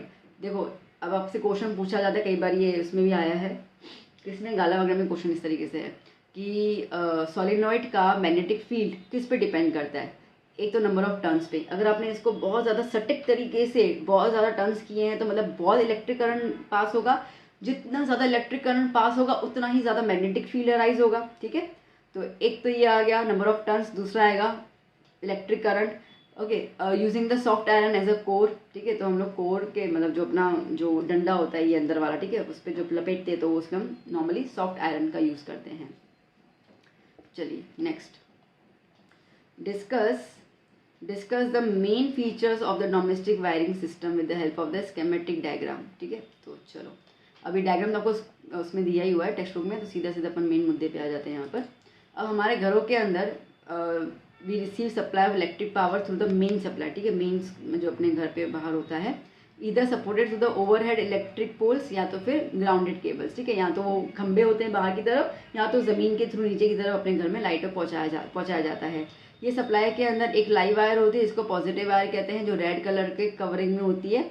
एक न्यूट्रल वायर होती है जो नेगेटिव वायर कहते हैं उसको, वो ब्लैक कलर के इंसुलेशन में होती है। और अर्थ वायर होती है जो ग्रीन कलर होती है, वो अर्थिंग वायर। ठीक है, नाउ जो लाइव वायर और न्यूट्रल वायर है उसके बीच का जो डिफरेंस होता है, पोटेंशियल डिफरेंस, वो होता है 220 वोल्टेज, और जो फ्रीक्वेंसी होती है वो होती है 50 हर्ट्ज। ठीक है, याद करना इंडिया में 50 हर्ट्ज की फ्रीक्वेंसी चलती है। ना मीटर बोर्ड जो अपने घर पे लगाया जाता है, as these 3 wire passes into the electric meter board through the main fuse. ठीक है, वहाँ से पास किए जाते हैं ये तीनों के तीनों वायर। अब थ्रू द मेन स्विच ये कनेक्टेड होते हैं वायर, और फिर हमारे घरों में ज्वाइन किए जाते हैं। These wire supply electricity to the separate circuits within the house. ठीक है, हमें अपने घर पे ही देखो अलग अलग रूम में आप देखोगे ना, तो अलग रूम में अलग अलग सर्किट का कनेक्शन होता है। जनरली अपने घर पे 2 टाइप के सर्किट माने जाते हैं, एक आता है 15 एम्पियर और एक आता है 5 एम्पियर। 15 एम्पियर जो हैवी अप्लाइंसेस के यूज़ करते हैं, गीज़र हो गया, एसी हो गए, एयर कूलर्स जिससे हम बोल सकते हैं, ठीक है, वॉशिंग मशीन हो गए, जो हाई पावर रेटिंग वाले होते हैं। और जो 5 एम्पियर वाले होते हैं वो चुन्नू मुन्नू वाले, ठीक है, bulb, light, fan, Chunnu Munnu वाले होते हैं, ठीक है, रेडियो वगैरह इस तरीके से। द अर्थ वायर, ये अर्थ वायर जो है वो हमेशा एक मेटल प्लेट, मतलब ज़मीन में एक मेटल की प्लेट गाड़ी जाती है, उसके साथ वो अर्थ वायर कनेक्ट करते हैं कि अगर कभी भी एक्सेस ऑफ करंट फ्लो हो जाए तो अर्थ वायर उसको एब्जॉर्ब करके ज़मीन के अंदर डाल दे। ठीक है, ताकि कोई भी इंजरी ना हो किसी को भी। Inside the house there is separate appliances connected through the live wire and neutral wire. और हर एक अप्लायंसेस आपको पता है ऑन एंड ऑफ का बटन होता है अपने घर पे, ठीक है, ताकि करंट को कंटिन्यू करना है डिसकंटिन्यू करना है उस पर डिपेंड करता है। So in order that each appliance has equal potential difference तो सबका सेम होता है, but appliances are connected parallelly across the supply. ठीक है, चलिए next question, what are trophic levels. ठीक है, ट्रॉपिक लेवल्स क्या होते हैं, give example of the food chain and different trophic levels. तो फूड चेन का मतलब एक सिंपल लीनियर पाथ जिसमें हम ये बोलते हैं कि इस ऑर्गेनिज्म को इसने खाया, इसको इसने खाया, इसको इसने खाया। ठीक है, सिंपल एक चेन बनाते हैं हम लोग। तो food chain shows the how energy is transform from the producer to the consumer. ठीक है, तो बेसिकली यहाँ पर अगर हम एग्जाम्पल देख लेते तो पता चल जाता है कि भैया ग्रास को खाया ग्रास ऑफर ने, ग्रास ऑफर को फ्रॉग ने, फ्रॉग को स्नेक ने, स्नेक को आउल ने। और यहाँ पे ग्रास जो है वो फर्स्ट टॉपिक लेवल आया, इसको हम क्या बोलेंगे, प्रोड्यूसर। देखो साथ साथ में फिगर देखते जाओ, ये ट्रायंगल बना के आना, ठीक है, नहीं पूछा जाए फिर बना के आना ट्रायंगल में, पहले बता दे रही हूँ आपको। साइड में ये कॉकरोच में बनाना, ठीक है, सांबा नहीं बनाना, बड़ी ट्रायंगल बनाना, उस पर जो लिखा हुआ है ना वो बनाना प्लीज़, तो मस्त मार्क्स मिलेंगे। ओके, तो फर्स्ट टॉपिक लेवल प्रोड्यूसर, फिर उसको कौन खा रहा है, इंसेक्ट खा रहा है या ग्रासहॉपर खा रहा है, वो सेकंड टॉपिक लेवल में आया। जो पहली बार कोई खा रहा है तो खाने वाला कंज्यूमर, तो ये आ गया प्राइमरी कंज्यूमर। फिर थर्ड टॉपिक लेवल फ्रॉग, वो सेकेंडरी कंज्यूमर हो जाएगा। टॉपिक लेवल थर्ड है बट कंज्यूमर कैसा है, सेकंड, है ना, कंफ्यूज मत होना प्लीज। फोर्थ टॉपिक लेवल में स्नेक आएगा बट कंज्यूमर कैसा है, टर्शरी, तीसरे नंबर पे। फिफ्थ टॉपिक लेवल पे आउल आएगा, ठीक है, बट इसके अंदर कंज्यूमर कैसा है, क्वेश्चनरी, मतलब फोर्थ नंबर पे, ठीक है, इस तरीके से रहता है। चलिए बस इतना ही है, प्यारा सा आंसर ना। Next question, right a short note on ecosystem. Ecosystem पे पूरा बताओ। अब इकोसिस्टम क्या होता है, देखो ये कॉम्प्लेक्स रिलेशनशिप होता है between the living and non living organisms, living organism and non living things, जैसे कि प्लांट, एनिमल, ऑर्गेनिज्म, सन, वाटर, क्लाइमेट, इन सबके साथ एक ना इंटरेक्शन होता है, ठीक है। आज गर्मी है तो मन एसी ऑन करके बैठे, ठंडी थी तो हम स्वेटर पहन रहे थे, ठंडी थी तो हमारे पास खाने की सब्जी अलग थी, गर्मी में खाने की सब्जी अलग होती है, तो ये इंटरेक्शन ही तो है, और तो क्या है ना। तो ये सब जो एक साथ मिलके जब पूरा इंटरेक्शन बनता है, इसको हम कहते हैं इकोसिस्टम, ठीक है। और यही इकोसिस्टम जो होता है वो बायोस्फीयर का फाउंडेशन होता है। बायोस्फीयर मतलब कि वो जगह जहाँ पे सब ऑर्गेनिजम्स मिलजुल के रहते हैं, और ये एक नेचुरल बैलेंस इकोसिस्टम रहता है। अब जैसे कि एग्जांपल लेते हैं कि इसका इंपॉर्टेंस क्या है। Let's take the relationship between the sheep and lion, ठीक है, शीप और लायन का अपन लेते हैं। फॉर इट सर्वाइवल, देखो लायन को जो है वो शीप खानी पड़ेगी, जिंदा रहना है तो, ओके। अब यहाँ पे ऐसा है कि अगर लायन बहुत ज़्यादा मतलब शिकार किए जा रहा है, शिप को खाया जा रहा है, तो शिप जो है उसकी प्रजाति कम हो जाएगी, ठीक है। So it has an effect on, जब उसकी प्रजाति कम हो जाएगी, क्योंकि शिप्स तो भी रही नहीं। अब जो अगर शिप नहीं रहेगी तो जो ग्रास है वो ज़्यादा ग्रो होगा, क्योंकि अब ग्रास को खाने वाला जो शिप था वो तो मर गया, है ना, वो अभी उसकी प्रजाति नहीं है, तो ग्रास ज़्यादा ग्रो करेगा। बट एक टाइम पे ऐसा है कि शिप जो है वो से खत्म हो गए, तो लायन अभी भूखा मरेगा, लायन तो नहीं ग्रास को खाएगा, सीधी सी बात, ठीक है। तो अब इस तरीके से क्या हो गया, इकोसिस्टम में क्या हो गया, इम्बैलेंस आ गया। तो कभी भी कोई ऑर्गेनिज्म इकोसिस्टम के अंदर, इकोसिस्टम में हर एक ऑर्गेनिज्म बहुत इंपॉर्टेंट रोल प्ले करता है। अपन नहीं बोलते क्या करना है मच्छरों से, या आपने जब एसएस में tigers project, elephant project read करते हो तो मुझसे बच्चे पूछते हैं मैम क्यों सेव करना है, क्या फ़र्क पड़ेगा। इकोसिस्टम के लिए सेव करना है, इसके लिए सेव करना है अपने को उनको, ठीक है। तो जब भी कोई डिस्टर्बेंस अक्कर होता है इकोसिस्टम के अंदर, तो वो एक बहुत ज़्यादा थ्रेड क्रॉस करेगा, क्योंकि इम्बैलेंस हो जाएगा हमारा इकोसिस्टम। तो ये डिस्टर्बेंस जो है, देखो एक तो ये होता है नेचुरल कैलामिटी के साथ। ये डिस्टर्बेंस क्या होता है, जैसे कि टेम्परेचर राइज होना, आज ग्लोबल वार्मिंग है तो ये क्या है, इम्बैलेंस ही हो रहा है ना, तो क्या हो रहा है, ठीक है। तो टेम्परेचर से ग्लोबल वार्मिंग से सुनामी बोल दो, ये तो नेचुरल है। हमारे industrial pollution, non biodegradable waste material, ये सब भी जो है वो इकोसिस्टम को इम्बैलेंस करते हैं, ठीक है। चलिए नेक्स्ट क्वेश्चन,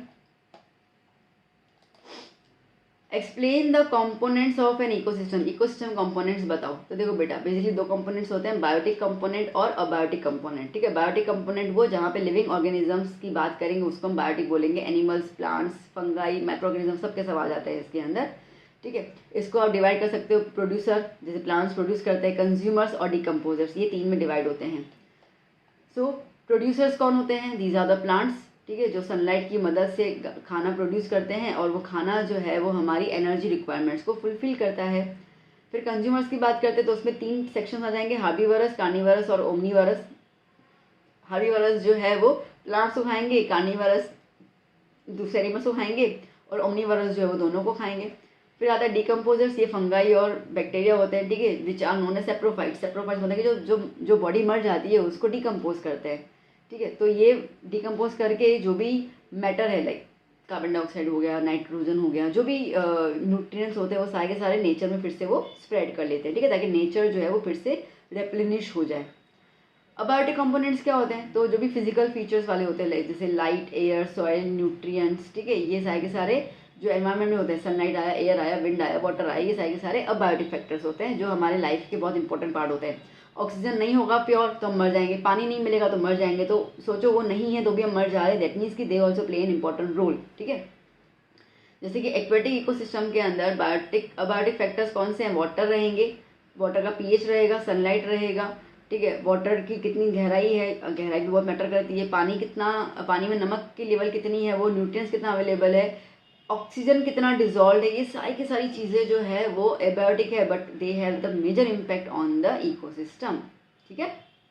चलिए next question, why is damage to the ozone layer cause for concern, ठीक है। जब ओजोन लेयर डैमेज हो रहा है तो इतना चिंता करने वाली क्या बात है, और क्या स्टेप लेने चाहिए उसको डैमेज होने से बचाने के लिए। तो देखो ओजोन लेयर जो है ना वो एक ब्लैंकेट की तरह काम करता है, ठीक है, अर्थ के ऊपर एक गैस के ब्लैंकेट की तरह काम करेगा। Ozone layer function as a protective shield, ठीक है, वो एक शील्ड हमें प्रोटेक्ट करता है from the harmful UV rays of the sun, वो अपन को पता है, ठीक है, इसका मेन फंक्शन है। तो अब अगर ओजोन लेयर डैमेज हो जाएगा तो क्या होगा, वो यूवी रेज जो फिल्टर होते आ रही थी, वो जो भगा रहा था कि हटो यहाँ से नहीं आना है, ठीक है, तो उनको वो बचा नहीं पाएगा हमको, ठीक है। तो यूवी रेज जो है वो एंटर करेगी अर्थ में, और हमारे यहाँ पे ग्लोबल वार्मिंग, स्किन डिजीजेज, ठीक है, बहुत सारे ऐसे ऐसे डिजीजेज जो हैं वो कैंसर वगैरह फैलाएंगी। प्लस जो टेम्परेचर है वो क्या हो जाएगा, टेम्परेचर अनस्टेडी हो जाएगा। तो बेसिकली ओजोन जो है वो टेम्परेचर को स्टेडी मेंटेन करने की कोशिश करेगा। अभी जो ग्लोबल वार्मिंग चल रही है, ठीक है, बारिश कितनी बड़ी, जब बारिश पड़ती है तब थोड़ा बहुत ठंडक होती है, फिर से गर्मी शुरू हो जाती होती है ना, ठीक है। तो ये बिकॉज ये temperature is not steady, that's why. तो अगर ये डैमेज होगा लेयर का, ओजोन लेयर का, तो क्या होगा, it might result in many phytoplanktons. Phyto मतलब कि प्लांट की कंडीशन में, जैसे अलगे, ठीक है। तो अलगे, अब ये अलगे जो है वो सनलाइट को यूज़ करते हैं और खाना बनाते हैं, ठीक है। नदी में देखा ना, समुद्र में से पूरे ग्रीन ग्रीन फैले होते हैं, दैट आर पैथोअल्गेस, ठीक है। अब ये क्या होगा कि जब ये मर जाएंगे, क्योंकि इतनी इतनी धूप में तो वो जिंदा रह नहीं पाएंगे, तो वो क्या हो जाएगा, they increase the global warming. उसके अलावा CFC गैस, क्लोरोफ्लोरोकार्बन, ठीक है, ये कंपाउंड जो है वो ओजोन लेयर को कुछ ज़्यादा डैमेज करते हैं। इसकी वजह से सरकार ने मना कर लिया कि भैया कहीं पर भी, कहीं किसी भी जगह पर भी CFC का गैस का यूज़ नहीं करोगे। पहले यूज़ होता था, रेफ्रिजरेटर वगैरह में यूज़ होता था, AC में होता था, बट अब मना कर दिया गया, अब कोई नहीं यूज़ करता है, ठीक है। CFC use as a refrigerants and in fire extinguishers. अब उसको हम लोग एनवायरमेंटली सेफ अल्टरनेटिव के साथ रिप्लेस कर चुके हैं। तो इस तरीके से हम ओजोन को डिप्लीट होने से बचा सकते हैं, ठीक है। चलिए नेक्स्ट क्वेश्चन,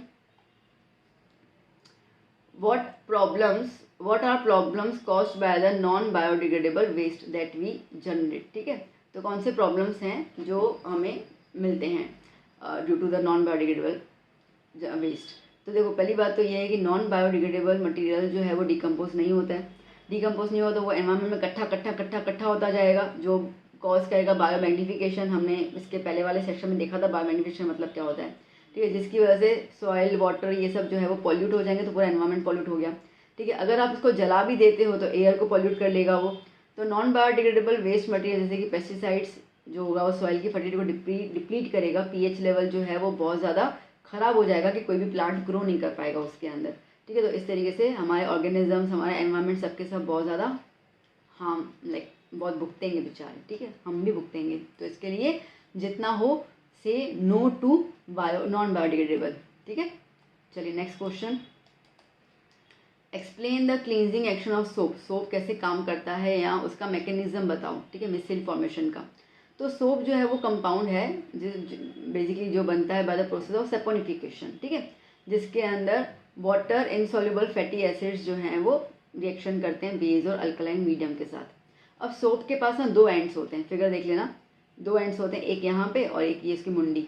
जो मुंडी होती है वो कैसी होती है, हाइड्रोफिलिक मतलब कि हाइड्रो मतलब पानी, फिलिक मतलब प्यार, ठीक है, जिसको प्यार होता है, मतलब पानी से बड़ा प्यार है उसको। और एक होती है हाइड्रोफोबिक, जिसको पानी से नफरत है, डर लगता है, उसको पानी पसंद नहीं है, ठीक है। तो एक टेल है, मतलब एक पूरा है, एक वो गोला जिसको पानी से प्यार है, और पूछ जिसको पानी से प्यार नहीं है, ठीक है। तो अब क्या होता है ना, तो अब यहाँ पे ऐसा होता है, एक्शन इस तरीके से लिया जाता है कि जब हम लोग पानी के अंदर सर्फ जो सोप है उसको हम जब डिज़ोल्व करते हैं, ठीक है, तो जो पानी को प्यार करता है ना वो तो पानी के साथ गुल्लू गुल्लू करके बैठ जाता है, तो झाग बन जाती है, ठीक है। बट जो पानी को पसंद नहीं करता वो क्या करेगा, तो वो जो हम लोगों ने अंदर कपड़ा वपड़ा डाला होता है जिसमें ग्रीस वगैरह को लगा होता है, मतलब जो भी डर्ट लगा होता है, वो उसके पास जाएगा, ठीक है, वो उसके साथ दोस्ती करेगा, बातें करेगा। अब ना जो वो हाइड्रोफिलिक वाला है, ठीक है, वो पानी के साथ, ठीक है, इतना ज़्यादा अट्रैक्ट होने लगता है कि वो ना दूसरे वाला जो चेन है हाइड्रोफोबिक, उसको खींचेगा अपनी तरफ। अब वो खींचेगा, ठीक है, तो उसको पसंद ही नहीं आ रहा है डर्ट और ग्रीस से दूर जाना, तो वो उस डर्ट और ग्रीस को भी बोलेगा तू भी चल मेरे साथ, ठीक है, ऐसे करके उसको लेके जाएगा अपने साथ, और हमारा कपड़ा क्लीन हो जाएगा। तो अपना मेन मकसद है कपड़ा क्लीन होना, जो हो जाता है, ठीक है। तो इसको हम लोग कहते हैं मिसल फॉर्मेशन, ठीक है। चलिए, तो मेन पूरा मैंने बता दिया इसके अंदर, डन, क्लियर। चलिए आगे क्वेश्चन देख लेते हैं हम लोग। What are isomers? Draw the structural formula of isomers of butane. देखो isomers क्या होते हैं, तो they have the same molecular formula but different structure, ठीक है। ब्यूटेन के दो isomers होते हैं। अब ब्यूटेन की बात कर लेते हैं पहले हम लोग यहाँ पर, उसी की तो करनी है पहले वाली क्या। तो ब्यूटेन CnH2n+2 वाले फॉर्मूला से आएगा। तो Cn मतलब कि C4H2 2 4 4 2 8 + 10, ठीक है। C4H10 ये उसका मॉलिकुलर फॉर्मूला है, ये उसका मॉलिक्यूलर फॉर्मूला है, ठीक है ना। अब इसके 2 आइसोमर्स बनते हैं बेटा। सबसे पहले बनेगा एन आइसोमर या एन ब्यूटेन।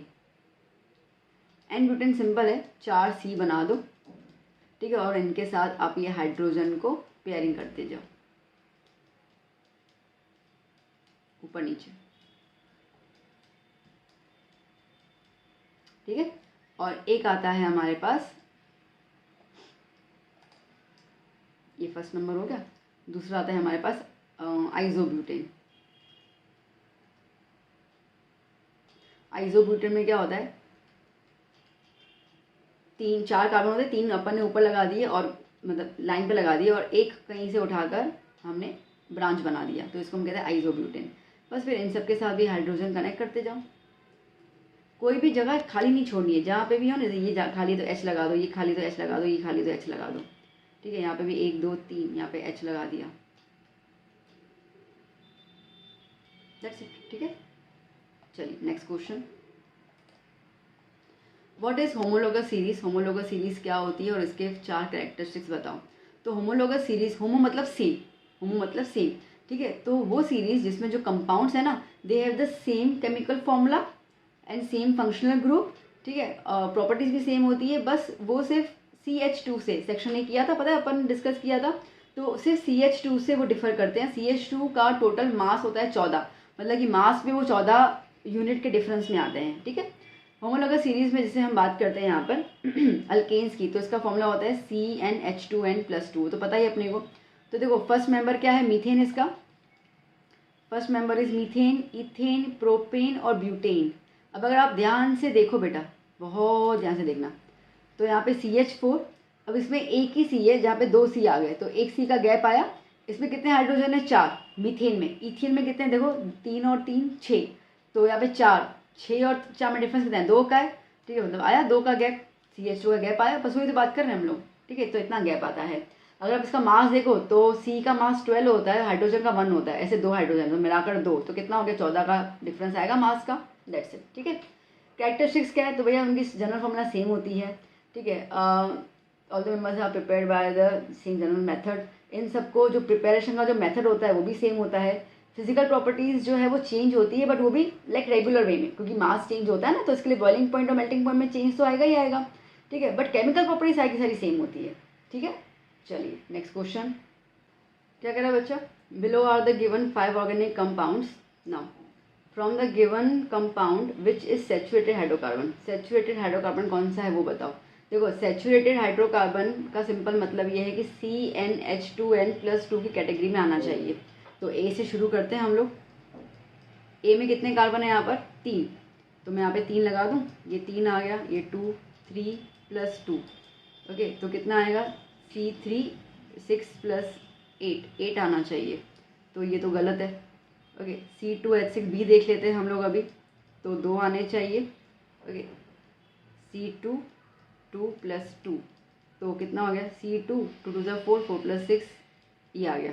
तो that means from the above given क्या बोला है, विच इज सैचुरेटेड हाइड्रोकार्बन, तो हम कहेंगे here B, that is C2H6 is saturated hydrocarbon. Saturated मतलब कि अल्केन है ना, तो अल्केन का जनरल फॉर्मूला मैंने लगा दिया और उसमें मैंने लिख दिए वैल्यूज, हाइड्रोकार्बन। दूसरा क्या बोल रहे हैं बेटा, from the above given data select the proper alcohol compound and draw it's structural formula.